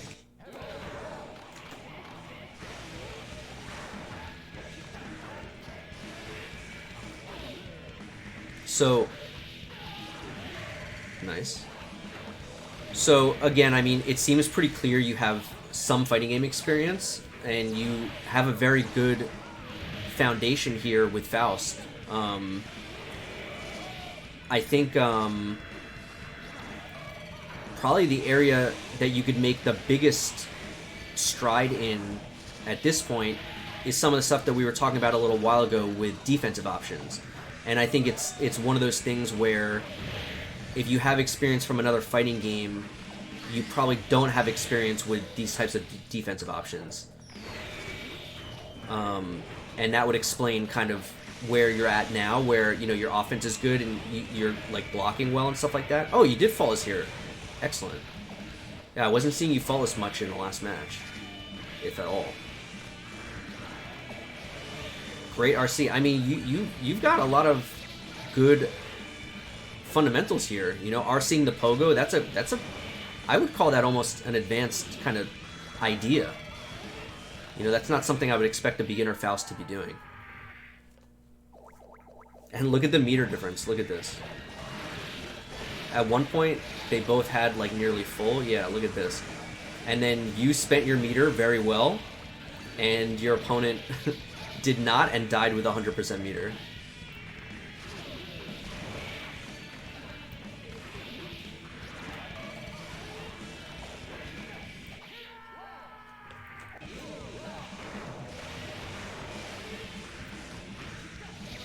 Good awareness to block there. You were definitely minus. So one little matchup thing here, just a thing to be aware of. Against Kai, there's like a little bit of a mind game here, because when he does this normal charge stun edge, you can actually walk under it. And there's some other Oki in the game that you can do this with as well. Now the thing is, it becomes like a little bit of a rock, paper, scissors thing, because it takes so long to walk under it that he actually recovers in time, that he can hit you while you're still walking under it. So it becomes like a rock, paper, scissors thing where what he wants to do is exactly what he did here, which is run all the way up to you. If he tries to do that, if you walk under, before he gets all the way up to you, you can 5p or 2p and hit him. So what he has to start doing, if you start doing that, is hitting you low before you're done walking under the thing. So he would do like a small dash, a very small dash, and then do like 2D is usually what they would do.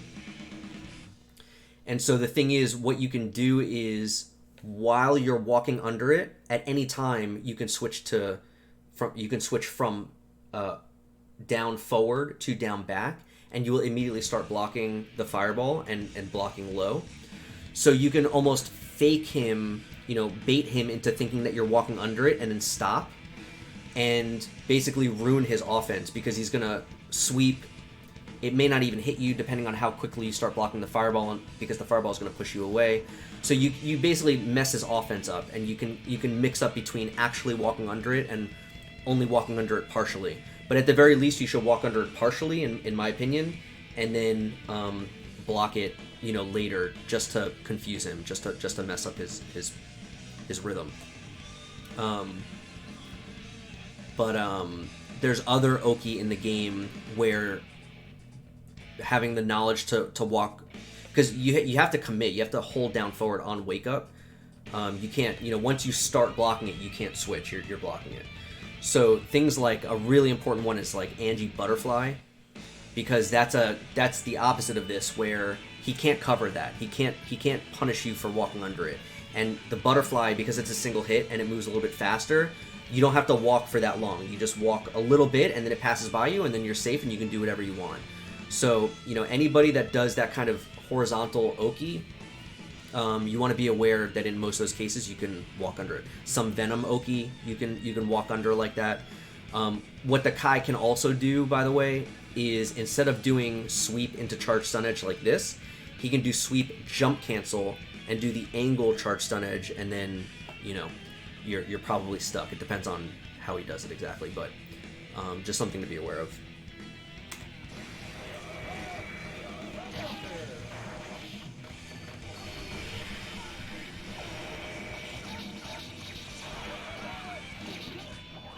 Nice.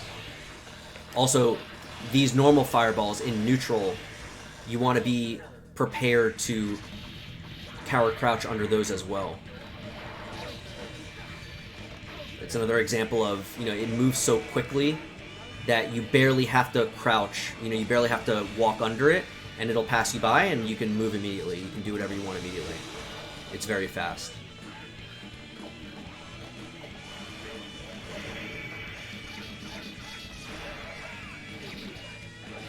Your opponent here does not like spending meter, and they're probably going to lose because of it. Yep, I knew it. I knew it somehow. But yeah, I would say I'm actually gonna go back and watch this again because that was so fast. And it's only 2 matches, so I just want to pay more attention to your blocking. Like I said, your offense and your pressure and stuff is very good for being new. And I think if you've played another fighting game, that stuff is obviously the more natural stuff to learn because it's no different than other fighting games. My guess is that your defense, you're probably not taking advantage of all the defensive options. Saw you use dead angle, which is fantastic. Good way to spend your meter. But, I mean, I would say you're already at a point where I would definitely start looking at your defense a little bit more. Yeah, see, like here, you're just blocking normal. And don't get me wrong, there's nothing wrong with blocking normal. You do want to block normal a healthy amount of the time. But you want to have in your toolkit both FD and instant block as well.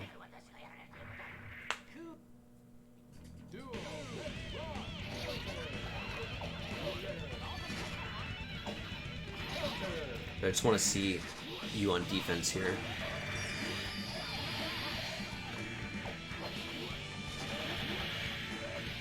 Ugh. Getting kind of tired.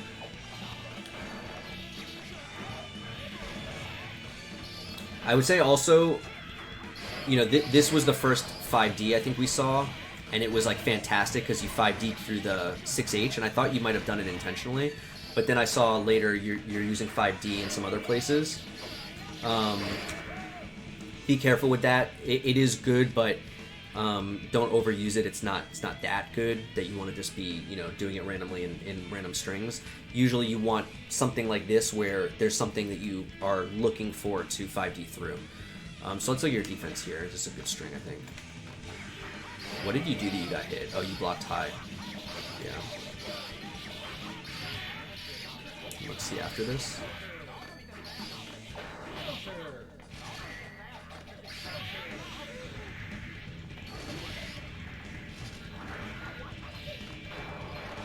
You didn't really get put on defense that much.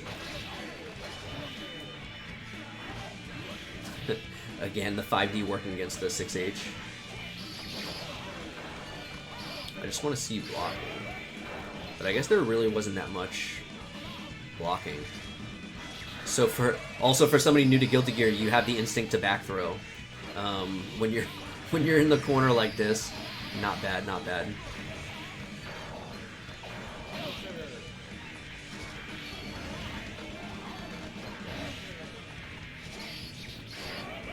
Yeah, see, like here.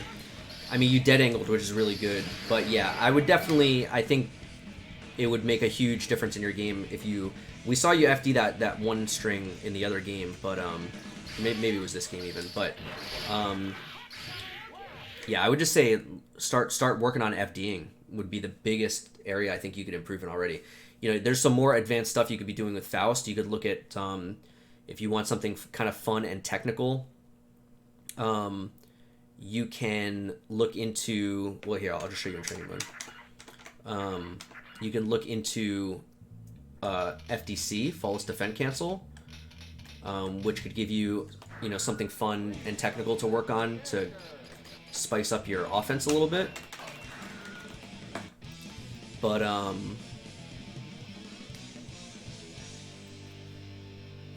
yeah, I would say, God, I always pick this stupid color.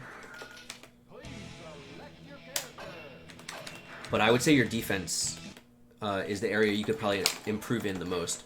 So this is a little bit of an advanced technique. So, if you're not comfortable doing it right now, don't worry about it. But eventually it's probably something that you want to work into your game. Basically the way it works is obviously you have this drill move, right? Which is jump 2K.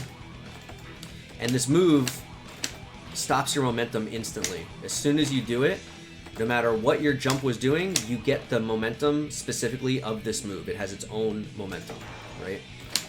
So what you can actually do is you can do jump 2K in the air, but in the startup frames, in the first couple of frames, you can actually cancel it into a air faultless defense. And what happens is, because you've already initiated the jump 2K, you already get the change in momentum, but when you cancel the jump 2K into a faultless, the jump 2K stops coming out. And I could explain why you're able to do this, but it's kind of not important. And so you get the momentum change, but not the move. And so it looks like this. And of course you're left in full control of your character, and you're in the air, which means you can do an air normal, and it will be an overhead because you're in the air. So this is a very fast overhead. So the way you execute this, I mean, there's some variance here. You can kind of do it however you want, you know. But the way I usually recommend is you jump, and then you hold 1 down back, and then you hit K. K is going to initiate your 2K, your jump 2K. And you can hit 1 and K on the same frame, that's fine. But the trick is, after you hit K, you want to hold it instead of just tapping it. And then a few frames, between 1 and I think 3 frames after hitting K, hit another button. Some people use S, they're comfortable doing, you know, index into middle finger. I prefer index into thumb, so I do P. But the important thing is that you hold K, because the K is going to be the second input that you need for your FD. If you only tap K and then you hit P, you're just going to get jump 2K, like this. Because you're not hitting them at the same time, you're not getting a faultless. So the other thing that's really nice about this, once you get comfortable doing it, it's also really good in neutral, because FDC jump H covers this beautiful spot on the screen, where a lot of characters, you know, it covers like a good spot in the air. Some characters are so tall you can actually hit them while they're standing with this, and it's you recover instantly when you land. So you're getting this hitbox out, but you have basically no recovery to be whip punished. So you just control this fantastic space in the air without really committing yourself to anything, without, you know, exposing yourself to much counterattack. Really, the only way you're going to get punished for doing this is if they preemptively attack that space and, you know, get to you before you do this. So it's just a really useful technique to learn. It is a little tricky, it takes some practice, but the end result is very worth it. And just to kind of close the loop here, so you see kind of what the end result is. This gives you a really strong mix-up when they're knocked down, because again, this is an overhead, right? You're doing jump K. So you can convert off of this and get another knockdown and just start looping Oki. So the way you do this, it's a little tricky. This especially will take practice once you get a hang of just the basic FDC. You want to do, and there's actually a few different things you can do here, but the general one, the main one, is you do FDC and then jump K. And then from the jump K, you actually jump cancel that into another actual jump 2K. So it looks like this. If I can do it. It's been a while since I've done this. Like that. So you won't even see the jump cancel. It'll just look like you're doing jump K canceled directly into jump 2K, but you do have to jump cancel to make that work. You can't cancel it directly. Also, if you're getting what I'm getting right now, when you do the FDC and you get this, that means you're still holding 1. So you got to be careful. After you do the FDC, you want to let go of 1 before you hit K, so you don't get an actual jump 2K after the FDC. Yeah, and then once you hit this drill, you're hitting the drill so low that you can basically do whatever you want. Usually you do dash into 5P is the normal combo. At some ranges you won't have to dash, you can just land in 5P. Like there I had to dash. It's an experience thing. You just have to get a feel for it. But yeah, you would land and do 5-piece sweep is the normal combo. What some people also do is they just do this, and then just land and just 5p. I think it's a little bit tighter. I don't prefer this. I think it's also the tummy is doing a recording. I think it's also worse on block. It kind of doesn't matter. But yeah, I just think it's way harder to do it without the drill. So I always did the drill when I played Faust. See, but you can do it without. Stop doing that. Let me fix that. But yeah, so that's something fun you can play with if you want some addition to your offense, because it gives them a really, really good overhead, and if you get really good at it, it makes Faust's mix-up actually really scary.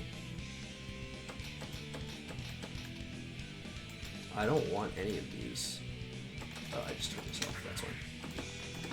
So yeah, just a fun thing to learn. But yeah, really good stuff, man. I was expecting, when you said you're new to Guilty Gear, I was not expecting that level of play. Honestly, you're on the right track for sure. So good stuff. All right, I need some water. I'm gonna take a break for.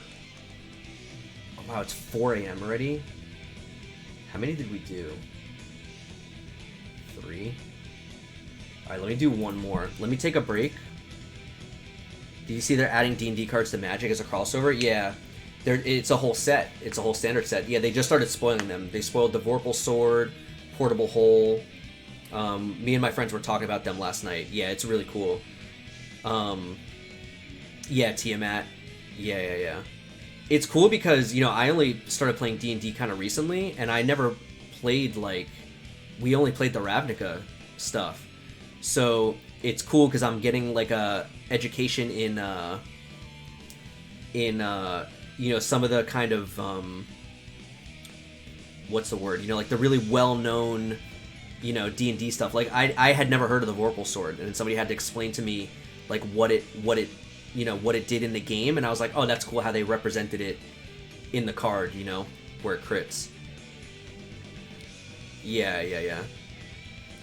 Exclamation Sajam when? Yeah, maybe soon. Alright, let me take a 1-minute break. I'm just gonna get water. It's not gonna be as long as the last break. Stretch my legs for a minute, and then we'll do the next review, which is going to be Brian, who is here right now. We're gonna do another Faust. So, actually, I have to pee now. I'm standing up. So, I'll be back in a minute. I'm just gonna pee and get water.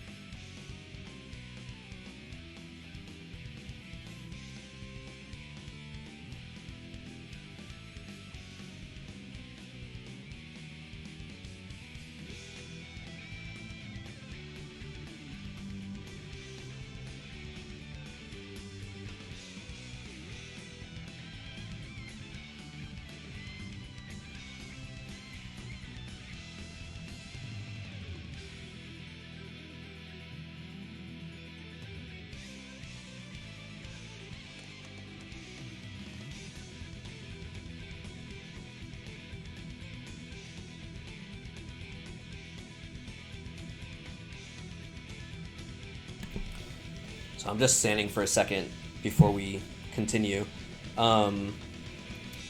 Sajam, what's really funny about the D&D set, actually? I was just remembering while I was getting water. they kind of like messed up already because they just had a set of Magic like a year ago. Actually, it wasn't even that long ago. It was like 2 sets ago.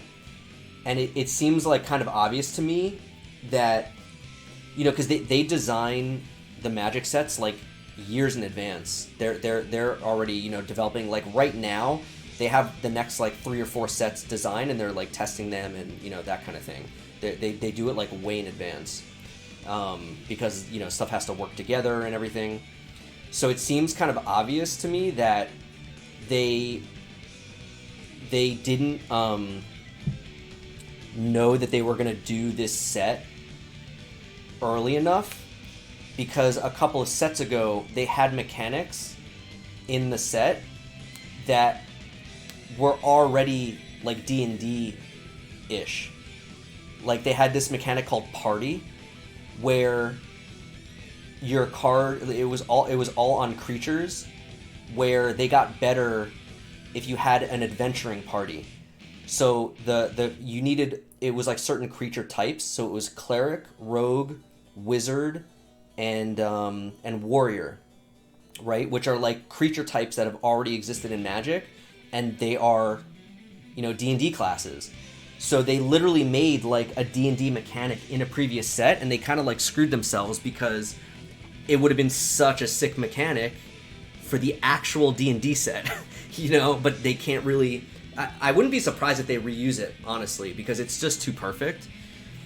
But, yeah, it's just funny, because I remember when that first got spoiled, I don't think it was known yet. They hadn't announced yet that they were doing the D&D set.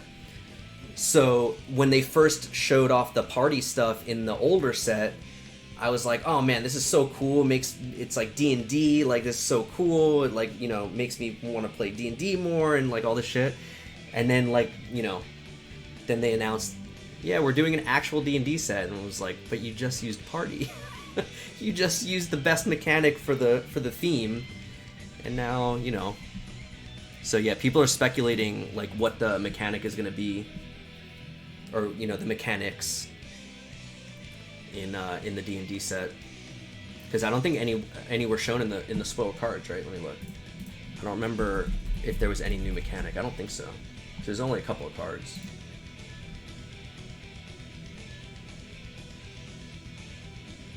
Yeah. There's only 4 cards. Yeah, there's no new mechanics yet. People were speculating like maybe they're gonna do like a crit mechanic where, you know, certain moves or certain cards like can crit, but then people were saying there's no way they're doing that, because if that was gonna be on something, it would have been on Vorpal Sword. So, but yeah.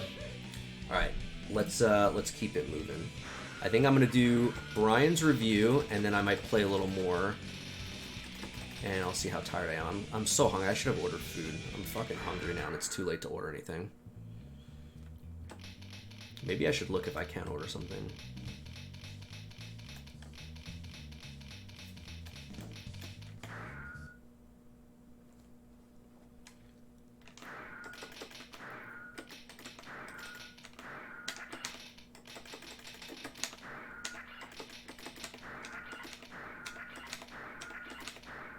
Here we go. Okay. Let me just see if there's anything worth ordering, because I'm fucking hungry. I did not eat a big dinner. How big is the line for replay reviews? We're working on it. We're getting it back down to a reasonable amount.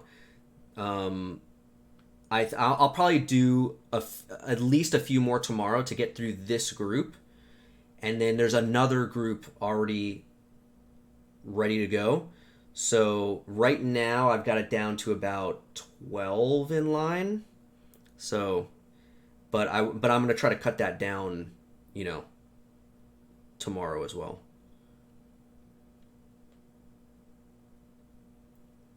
This shit is not still open, is it? That's wrong. I don't think this is open.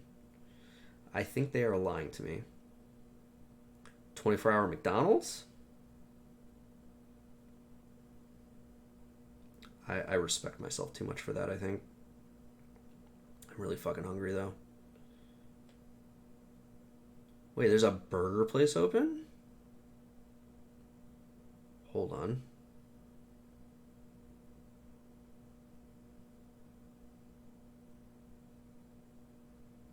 Hold on, I've never heard of this place before.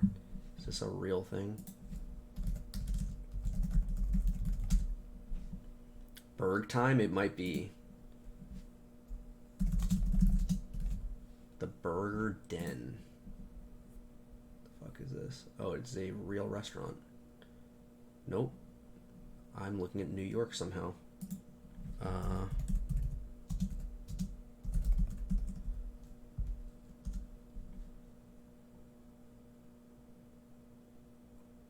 Oh, I've looked at this before. This is some weird shit. I don't know what this is. This is like... These are Denny's burgers, but they did some sketchy, some like weird shit on Uber Eats where they're listed separately as their own thing, but it's really just the Denny's. That it's like weirds me out. I don't know why they did that, but it's just the Denny's. Fuck that. I'm not getting a burger from Denny's. Sketchy late night Denny's burger? Yeah, exactly. I could get Wawa delivered, but that seems excessive. Yeah, there's really nothing to get. Let's check one thing. If this other place is actually open, but there's like no way. I don't believe it. I don't believe it. West Sample.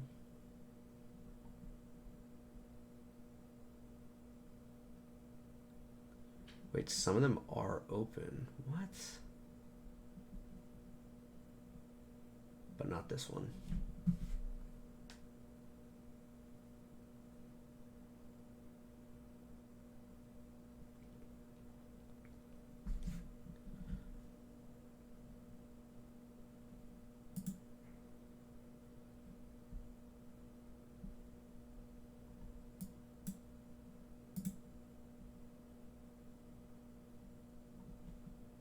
Is this open?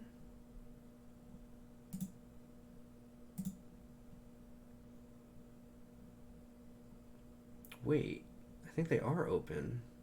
No, they're not open. Okay, they're closed. Yeah, I was like, there's no way. Okay. Alright, forget it. Alright. Let's just look at some matches and forget that we're hungry. Alright. Review.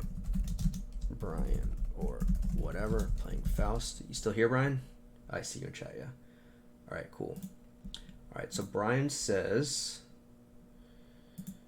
felt like I had no idea what was going on in my games. All right, well, let's take a look.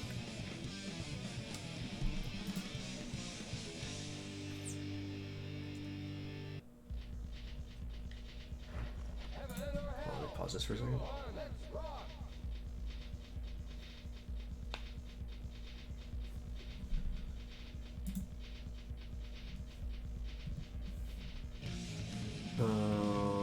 Why aren't you coming up?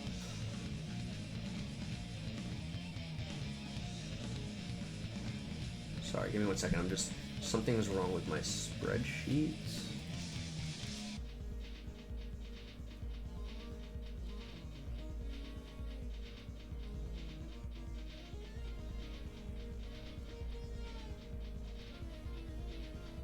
All right, I'll look at this later. All right, anyway. Okay, let's see. I mean, I mentioned earlier, when we played earlier tonight, I saw a noticeable improvement already. Although, so we're back to this. You didn't do this once against me, where you did 5K as like an Abare like this. Here it actually worked, but you didn't do this once against me. So I'm hoping that this is... How old are these matches already? I didn't look at the date on it. Let me go back for a second. Oh yeah, these are already a couple of weeks old. So I think you've already fixed that. Yeah. These are a little old, right?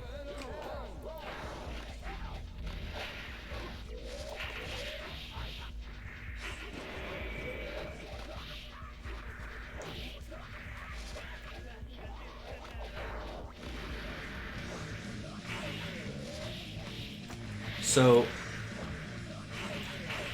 yeah, I mean, would it be better, Brian, if I reviewed some of the matches that we played earlier?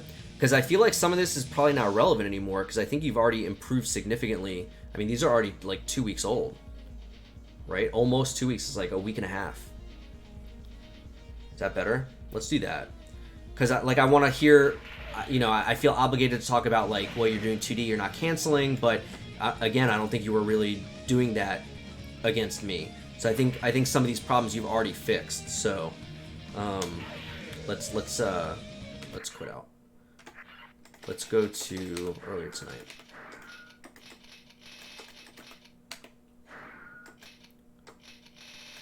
All right, we'll just watch a few of these.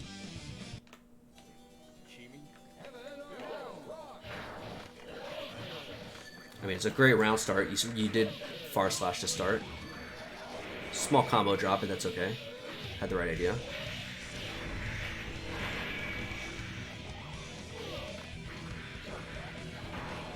Yeah, see, even here, you didn't cancel. You could have jump canceled it, but at that range, it wasn't that bad that you didn't cancel it.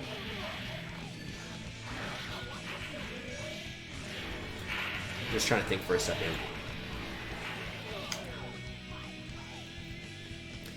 This situation,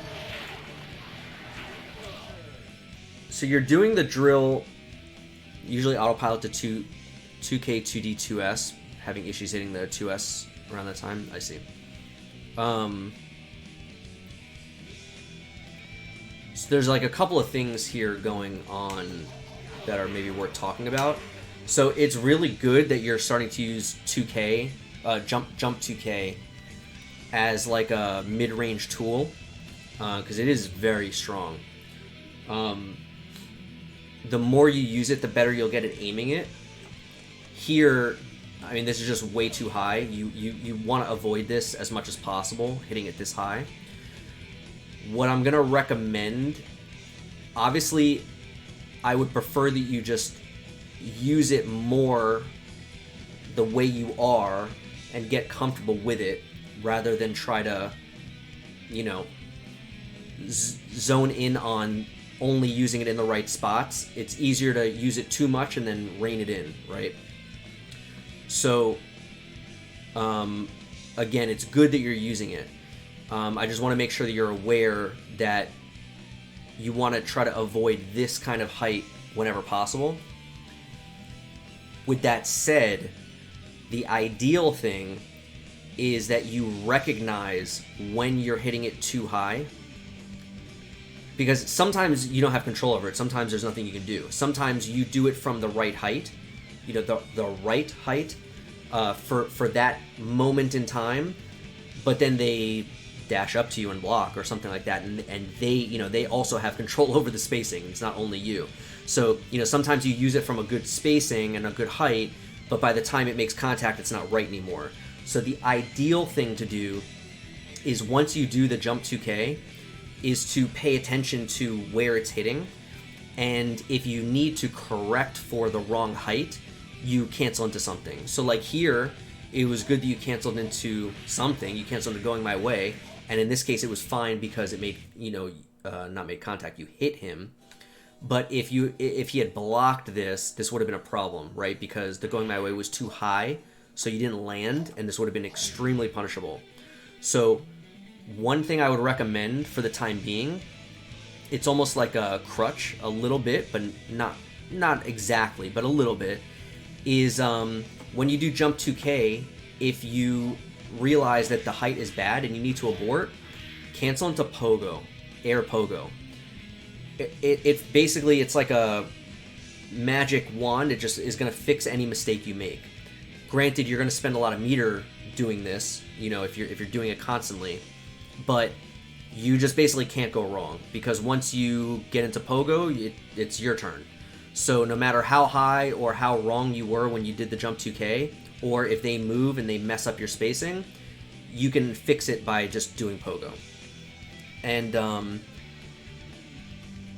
yeah, it's very common, especially, you know, for like Exert players as well, because pogo, you know, there was no force break pogo. So it's very easy to muscle memory going my way, and that's why I'm mentioning it, because I would almost encourage you to have your muscle memory for now be Pogo.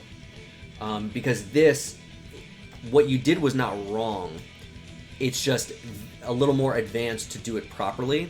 Because what you could have done is seen that this hit counter hit, and then delayed your cancel into going my way. And then it would have, the going my way would have canceled into the ground. So for example, here, take control. So see how I delayed it and it's still comboed? And this way you land and you can get an item throw. But that's like really advanced where you can recognize the height and then delay the cancel. You know what I mean? And the problem with that is against a good opponent, if you hit the jump 2K too high and then you try to delay your cancel so that you're going my way is safe, they'll just hit you in between because you're leaving a really big gap in between on block. Whereas Pogo, you can just do it. And whenever you do it, it's going to be good basically. So, you know, that's why I'm saying it's a little bit of a crutch because you're making it easier on yourself. But this is a pretty, you know, intricate thing. So giving yourself the little bit of crutch for now, I think is totally reasonable. You know, there's nothing wrong with that. It'll help you just get into the mindset of just looking at your jump 2K as you do it and evaluating whether you need to cancel into something or not. Because ideally, you don't want to cancel into anything. Ideally, you want to let it rock and it hits low enough where you could just get a combo. The other thing is here, because this was counter hit, even when you hit it too high, a lot of the time you can still get a combo here. So like, let me see. The normal combo here would be 5K. Yeah, this was so high that you can't. But, oh, you can still. Yeah, this move is just magical. I mean, this is why jump 2K is so good, right? So ideally, you would have seen that it was counter hit and actually just not canceled and comboed out of it. But this was so high that this is actually, I'm having trouble doing it. It's very tight. So, I would say, just to recap here, as we just said a lot of stuff, what I would try to focus on is when you do jump 2K, evaluate whether the height is good or not, and if it's good, let it rock, and then just try to hit confirm it. And if it's not good, for now, I would maybe, you know, use Pogo a little bit more. Pogo's just a broken move. It's just, you know, it's just a busted move. Again, if you want to try using going my way, you can. Just realize that it's a step further where first you have to evaluate like, oh, this jump 2K is hitting too high, and then you have to evaluate, okay, how long do I need to wait to cancel into going my way so that I hit the ground? Because you don't want to cancel right away in a lot of circumstances. So, there you go.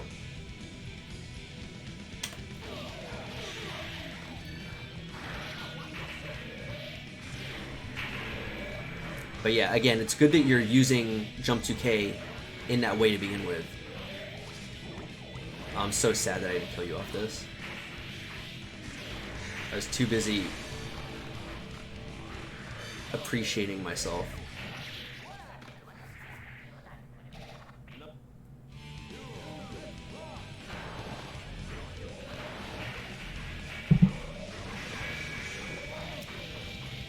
So this is kind of what I was telling you during the match. Let me show you an example of what I was describing. So here, like, Venom kind of has control. He does the ball. So because Venom is following the ball, you can't really crouch under to avoid this, right? And at this point, he's dashed far enough with the ball that you can't really contest him here. If you try to contest him, you're just going to hit yourself on the ball. So this is the kind of spot where, you know, just avoidance is good. So just, you know, super jumping, and then I did it way too soon. You know, you see this, and you super jump, and then do this. You know, super jump into air dash is really important in these kind of matchups where the opponent's character is good at zoning, and they're actually capable of out zoning you. Does that make sense? But, you know, don't underestimate how far you can go with this air dash. When you super jump air dash, you can go far. So, because you can see how this didn't really get you out of the problem, right? It just changed the problem. Nice burst. See, and again, good idea with the jump 2K, because you weren't really going to get great Oki off this, but this is just clearly, I mean, you almost went over me. This was so high. And then do you cancel into going my way or no? You let it rock. Yeah, see. And I talked about this during the match, how you weren't canceling it sometimes. And I let you get away with it twice because I was afraid the very first time you canceled into going my way. So the next couple times I was waiting for the cancel. I don't want to get myself counter hit. But then you weren't canceling it, so I started hitting a button. Whereas if you just pogo, it just fixes all the problems. You know what I mean? You don't have to worry about, you know, how long do I have to wait to cancel and, you know, play this game, because if you wait too long, I can still hit a button. I can just hit close slash. Whereas if you just do pogo, the height doesn't matter. You just do pogo and you're good.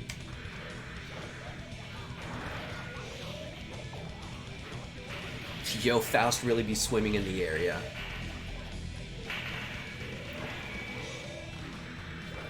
Nice. And again, we talked about this during the match, but this spot, so you did a good job of heeding my advice from last time, and you made your default kind of button 2K, but this is not a spot where I would hit 2K. I would hit, you know, it barely reached me, so it worked, but I would have hit, my instinct would have been to hit close slash here, and I would have hit it, you know, I mean, you basically hit it right when you landed. But I think it was a little bit lucky that the 2K made contact here. I think far slash would have been a better choice. Now that one, it wasn't that bad, the 2K, but there were some other ones where it was much more clear that it was not the right button to be hitting. And so here, I was talking about this before. So if Venom is just doing one ball, you want to usually coward crouch under this, because it's going to be a much more efficient way of neutralizing it.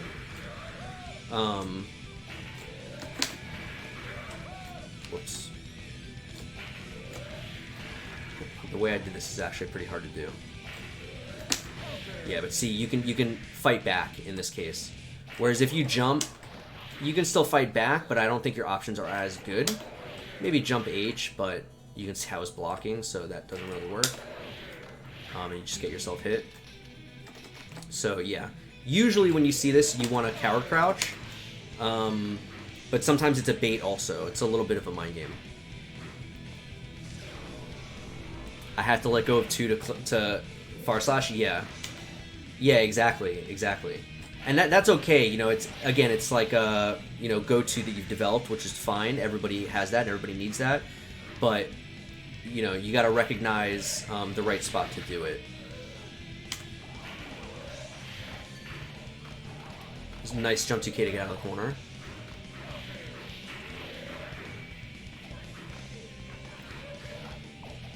See, like here, look at the hesitation. This should be slam dunk far slash for you. And you just, this is like the perfect range.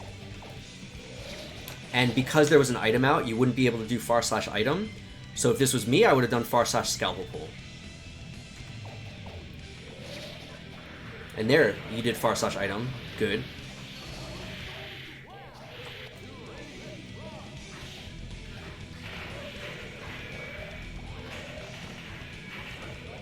Nice try. So, and again, see, this is another spot where you poked with 2D. Which, it's interesting because in this exact situation with the carcass raid ball going over you, you probably can't do far slash. Ideally, far slash would be way better at this range, but you probably can't hit it here because you need to do a crouching move. So maybe 2H would be better. Let's see. It might be possible to just let the ball go by enough to far slash.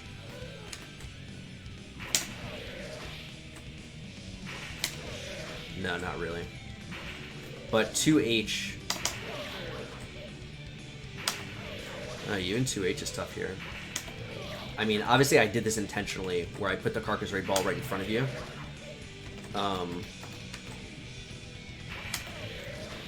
But yeah.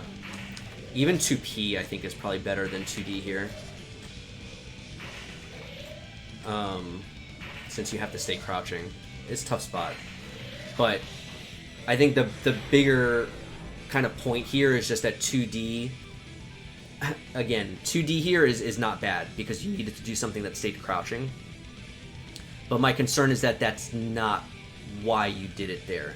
Because I definitely saw you doing 2D in other spots where it was not this situation. So maybe let's find one of those situations and look at that instead.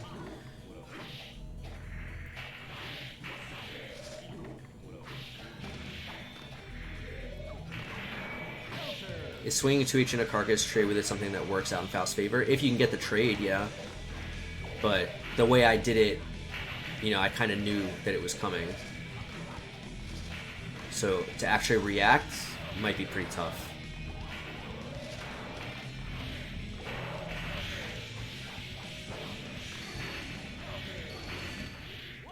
Yeah, so, you know, obviously I'm covering your recovery here. So, you know, trying to attack on your on the way down is going to be tough. What you need to do there is faultless.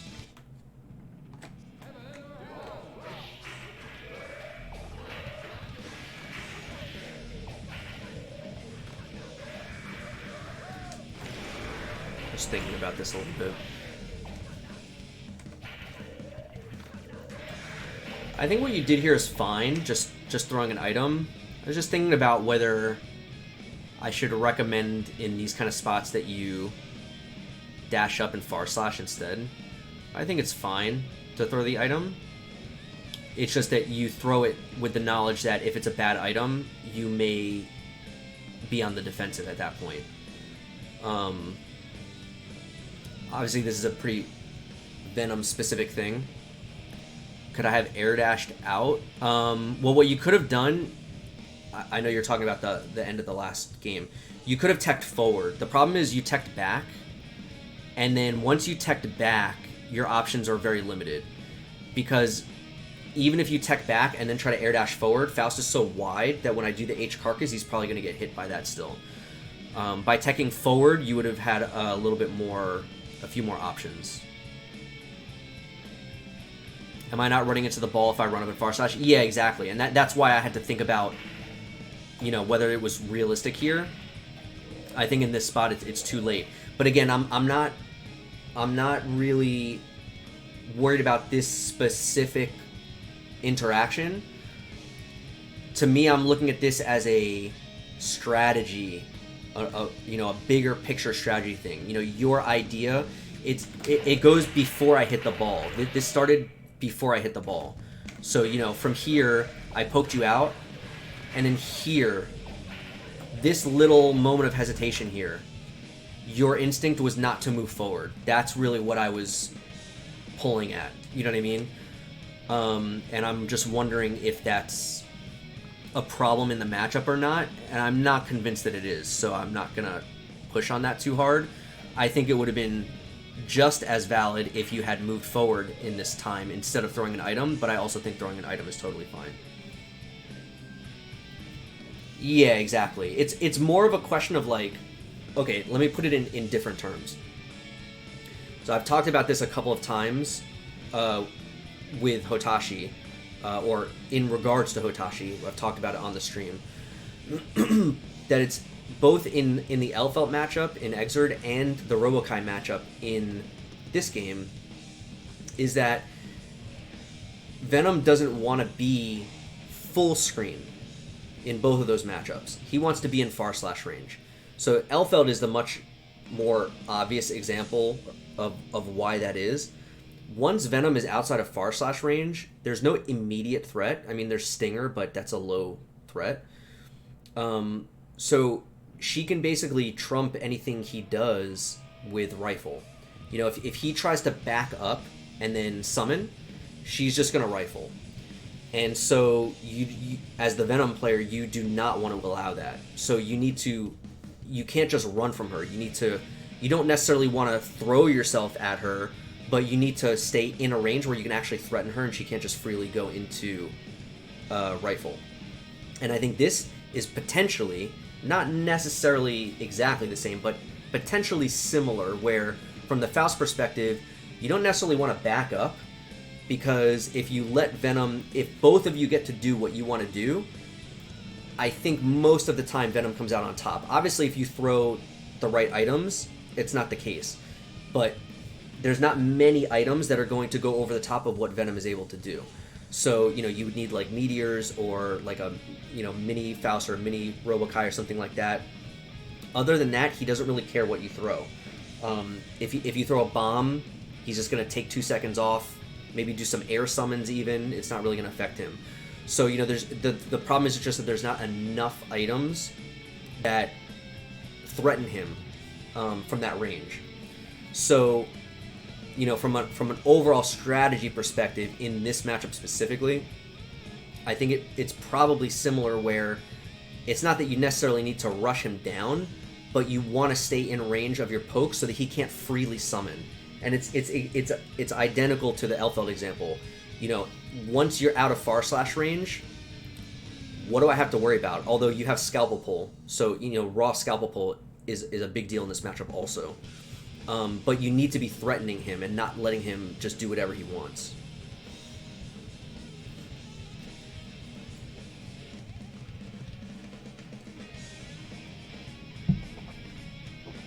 Yeah, for sure, Brian.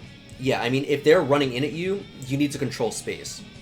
So if they're running in at you, far slash 2H, the thing I was showing earlier, the FDC cancel jump H is really good at controlling that kind of space. That may be the way you're wording it is maybe a little bit different, because that's talking about the opponent coming to you, whereas here I'm talking about making sure you're staying in a threatening range. So, the Venom is not necessarily coming to you, you are moving in to threaten him at a better range. Does that make sense? So again, I don't think in this specific example, I don't think what you did is bad. I'm just pointing out to you, this crossed my mind in that brief instant, in that brief instant where you hesitated here, right here, this little hesitation right here.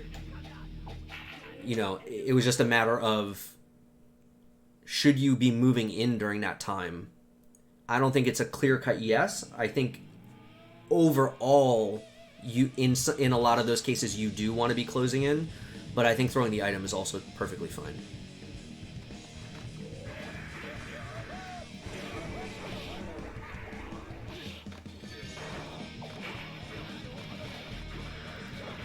See, like here, this is another example of like the 2K thing.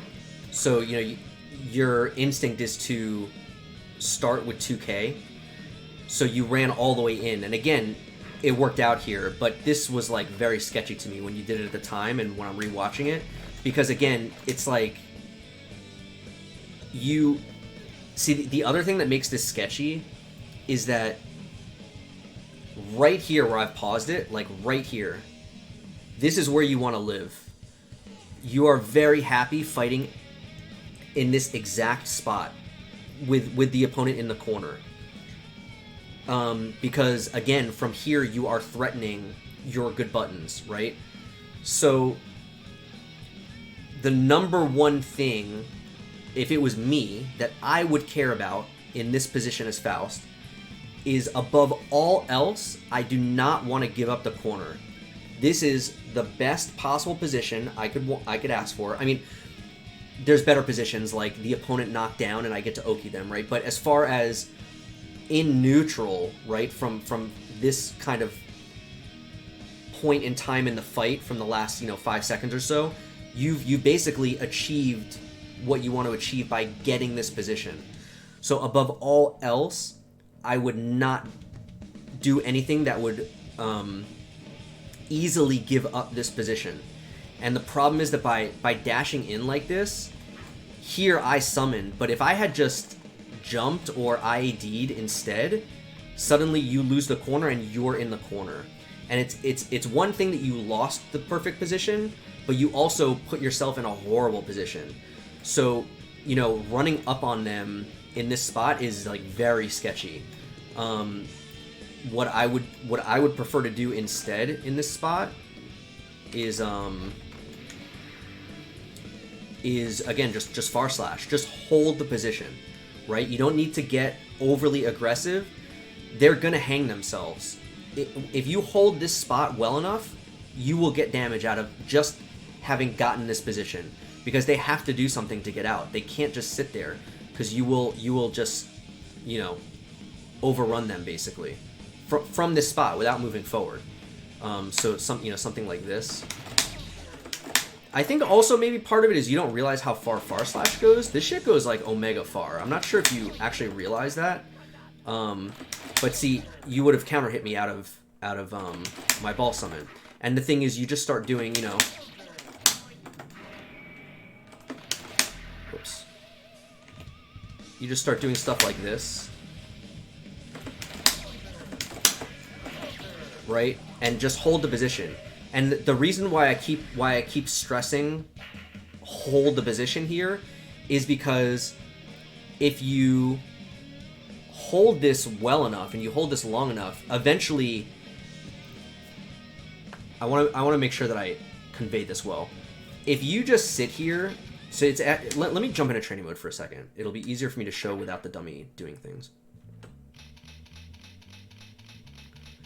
And the reason that I'm emphasizing this, I do this as well. Venom does this as well. He just does it from a different range. Faust does it from further away. F is in fuck, that is far, yeah. Oh my god. I wish I could just delete this fucking ugly ass color. Okay. Okay, so from this position, there's tons of stuff you can do to pressure them, and what are they gonna do to you at this range? How can they threaten you from this range? It ain't gonna be on the ground, I'll tell you that. Maybe Axel. Other than that, who is threatening you from this range on the ground, right? Meanwhile, you're doing this shit. This is whiffing on him. Hello? What? Why is it whiffing sometimes? Is it his breathing animation? What is happening here?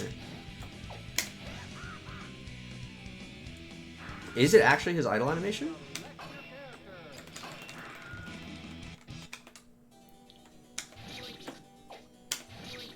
I guess it is his idle animation. That's fucking wild. Alright, we'll use Kai for now. I guess, you know, there's some subtlety here in matchup specific. I didn't know that any characters could crouch that like that.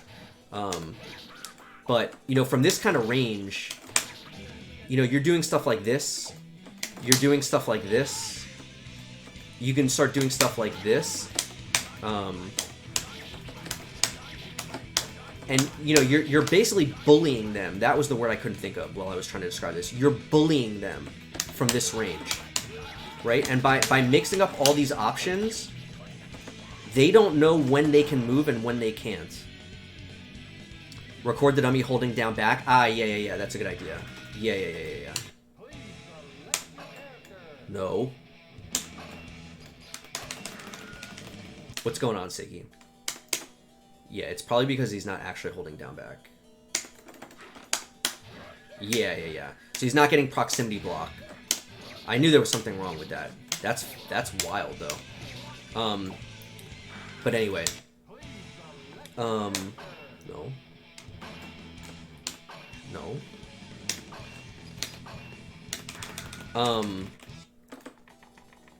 Again, this is a little more advanced, but the idea here is that you are unpredictable with your pokes. So, you know, sometimes you're going to do a reverse Gatling like this, right? And the idea of this is that you can do another poke very quickly. So if they try to challenge you in some way, you're recovering very quickly and you poke again. And then the flip side of that is you do this, or you do this, right? And you mix up all these options. You're going to be able to bully them from this range where they cannot fight back. They have maybe one thing they can do, and it's not even that good, right? So what do they? If you are actually bullying them from here, and they're blocking, and they're like, you know, and you're doing this, and they don't really know where the gap is. At some point, they have to do something. They're gonna jump, or they're going to air dash at you. They're gonna ID, and that's why I keep using the term hold the corner, because the subtlety here is that you do things that let them hang themselves. So you pressure them a little bit, and then when they go to jump, you anti-air them. When they go to ID, you anti-air them, right? And you just hold this spot. You become a wall at this spot. Does that make sense? So when I see you get this position, and then you run in for this, that to me, it's like you're giving up such a good opportunity already. You already got where you wanted to go. It's just you didn't, you know, run the game plan from that spot. Gatling into 5P just to recover, shorten the recovery? Yes, exactly. And there's another benefit to doing this. So when you do this, a good player can feel, they can see when you cancel, right? Because the animation suddenly changes. And so they will react to the fact that you canceled. They don't necessarily see that you canceled into an item throw, but they know odds are from this move, if you canceled, it's an item, because what else are you canceling? Like, what are you doing? You know, Pogo or something? You know, it's like, what else are you really canceling into? I mean, Pogo is good. I don't know why I said it like that, but you can't Gatling into anything particularly good, right? So once they see the cancel, it's a good bet that it's item throw. So when you do this, it's also tricky because you see a cancel, but it's not the cancel they think it is, right? And then when they go to hit a button because they think you're doing item, you hit them again. This is like a really common sequence. This sequence right here is a very common sequence. Does that make sense? Black Snake described the corner like the tube of toothpaste at one point. Don't squeeze too hard, just hold. That's a great way to phrase it. Yeah, exactly. Because the thing is, like, yeah, sometimes you're going to dash in and they're going to still be there, and, you know, you'll get pressure, which pressure from here is better than pressure from here. I'm not going to deny that. The problem is, when you compare the risk, the pressure from here is all reward and no risk. And the pressure from here, just the act of moving to here is a risk in itself, right? You risk getting hit, you risk losing your momentum, and that's not even taking into account if they jump or if they air dash, right? By the time you get here, they might not be there anymore. So, you know, I just want to make sure that you recognize the strength of this position already. You don't need to go in. You don't need to go in. This is just already very powerful. So I would definitely, you know, think about this more while you're playing, and think about this range, and just really just start abusing this more. There's also, isn't there a Gatling, like, yeah, there's this also. So it's not as good because 2K is a longer duration than the 5P stuff. So this is like better, but this is also good. The end goal is just that you want to be unpredictable. You don't want it so that every time you are doing this, obviously you need to build up to that point. That is like very advanced to be able to be unpredictable like that, and to have that many options that you're able to switch between that they don't know what to expect. That takes a lot of time. So don't expect that you're going to be able to do that right away. But at the very least, to be able to do this sometimes and this sometimes, that's already enough. When I first started playing Faust, that's what I started with, and that was more than enough. Because again, they're just going to see the cancel. They're not going to be able to react to what you cancel into fast enough. So they're just going to see the cancel, and a lot of players will just assume it's item, and they'll just stick out a poke to punish you. And this will just crush them. You will get so much damage off of this. So yeah, just something to think about. So let's go back and we'll finish up that game, and then that's probably more than enough for you to chew on for now. Where are the replays? Oof. I'm hungry. I have to eat some snacks or something. I think we were in round 2.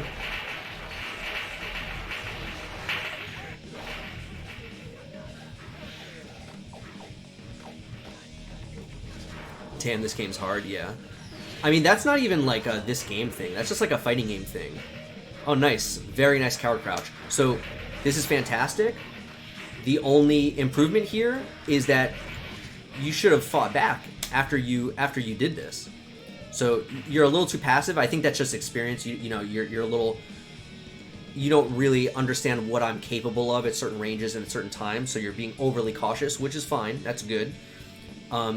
But just for the record, the best thing you could have done here is, again, just far slash. You would have probably traded with the ball, but in this spot, if you don't do anything, you are giving up the initiative. So you're in this spot, you're already kind of starting from behind the 8 ball. That's a terrible pun. I just realized as I said it. I am so sorry. That's a terrible pun. Yeah, boo this man. Yeah, you're starting at a disadvantage. So once you accept that, the trade suddenly becomes the best you can do, right? Trading, hitting him with far slash for you getting hit by the ball and resetting both to neutral is a win because you're already at a disadvantage here. You know, anything else you do basically, because he's running with the ball, you're not going to be able to contest. Does that make sense? So what I would have done here is just far slash and just taken the hit. Maybe you even have time to get an item out before the ball hits you, and that would be really good. Yeah, see, like that's really good. In this case, the item wasn't good, but the idea is good. You know what I mean? Oh, you can even block the ball. So yeah, you know, once you've gotten the coward crouch, fight back. I didn't get it. It's okay. It's for the best probably.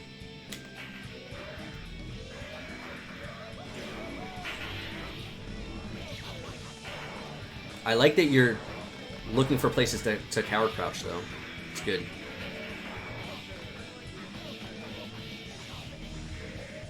I messed up.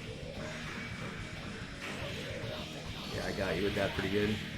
I should have done a gigantic combo off that.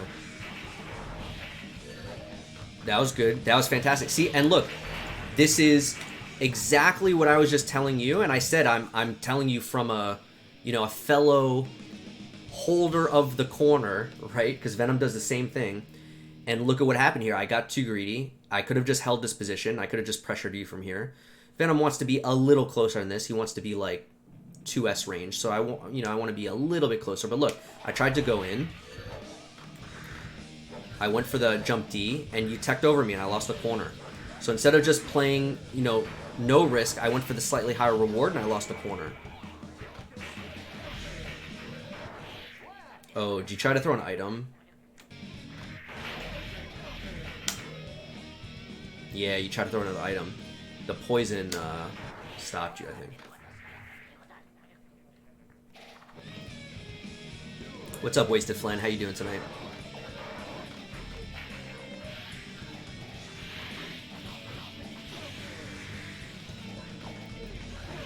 Ow.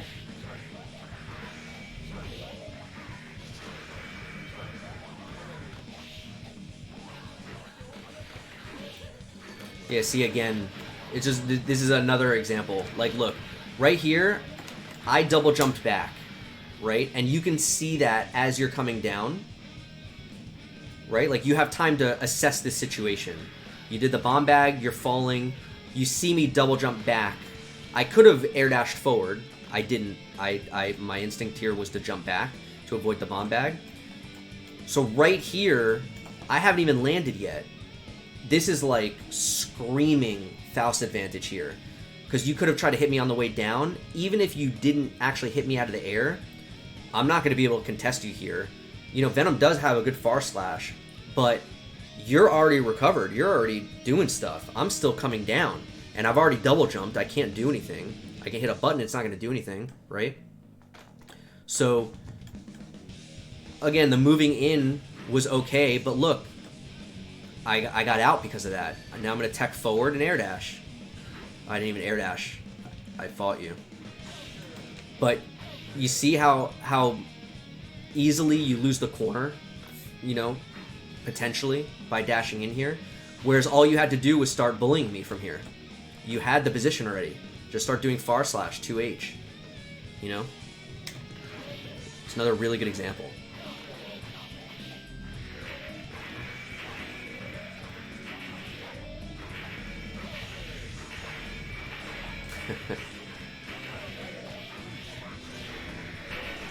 Why didn't I FRC that? And why didn't you burst? You scared him to grab your burst? But yeah.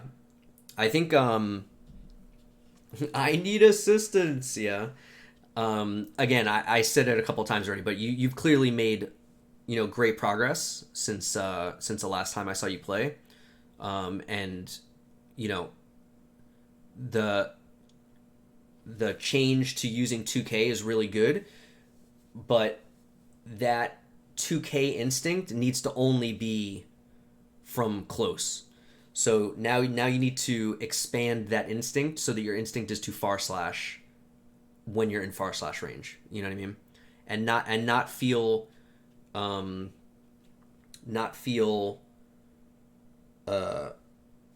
obliged to go in to get into 2K range. Had the same problem in Melee, it makes sense.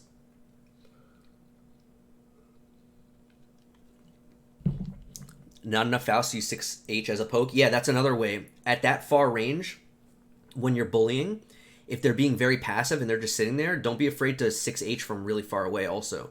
You can 6H and just cancel it into item throw.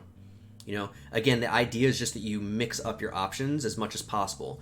And the amount that you're able to do that is going to grow over time. So, you know, don't worry about all the options for now. Just slow and steady. You know, just have 2 or 3 for now, even just 2 for now. And as you get comfortable with those, work in one more and fold that in. You know, fold that into the dough. And then, you know, once your dough is, you know, evenly mixed again and you're comfortable, fold in one more thing and just, you know, add one thing at a time. My brain grows larger. Hell yeah. All right, good stuff, good stuff.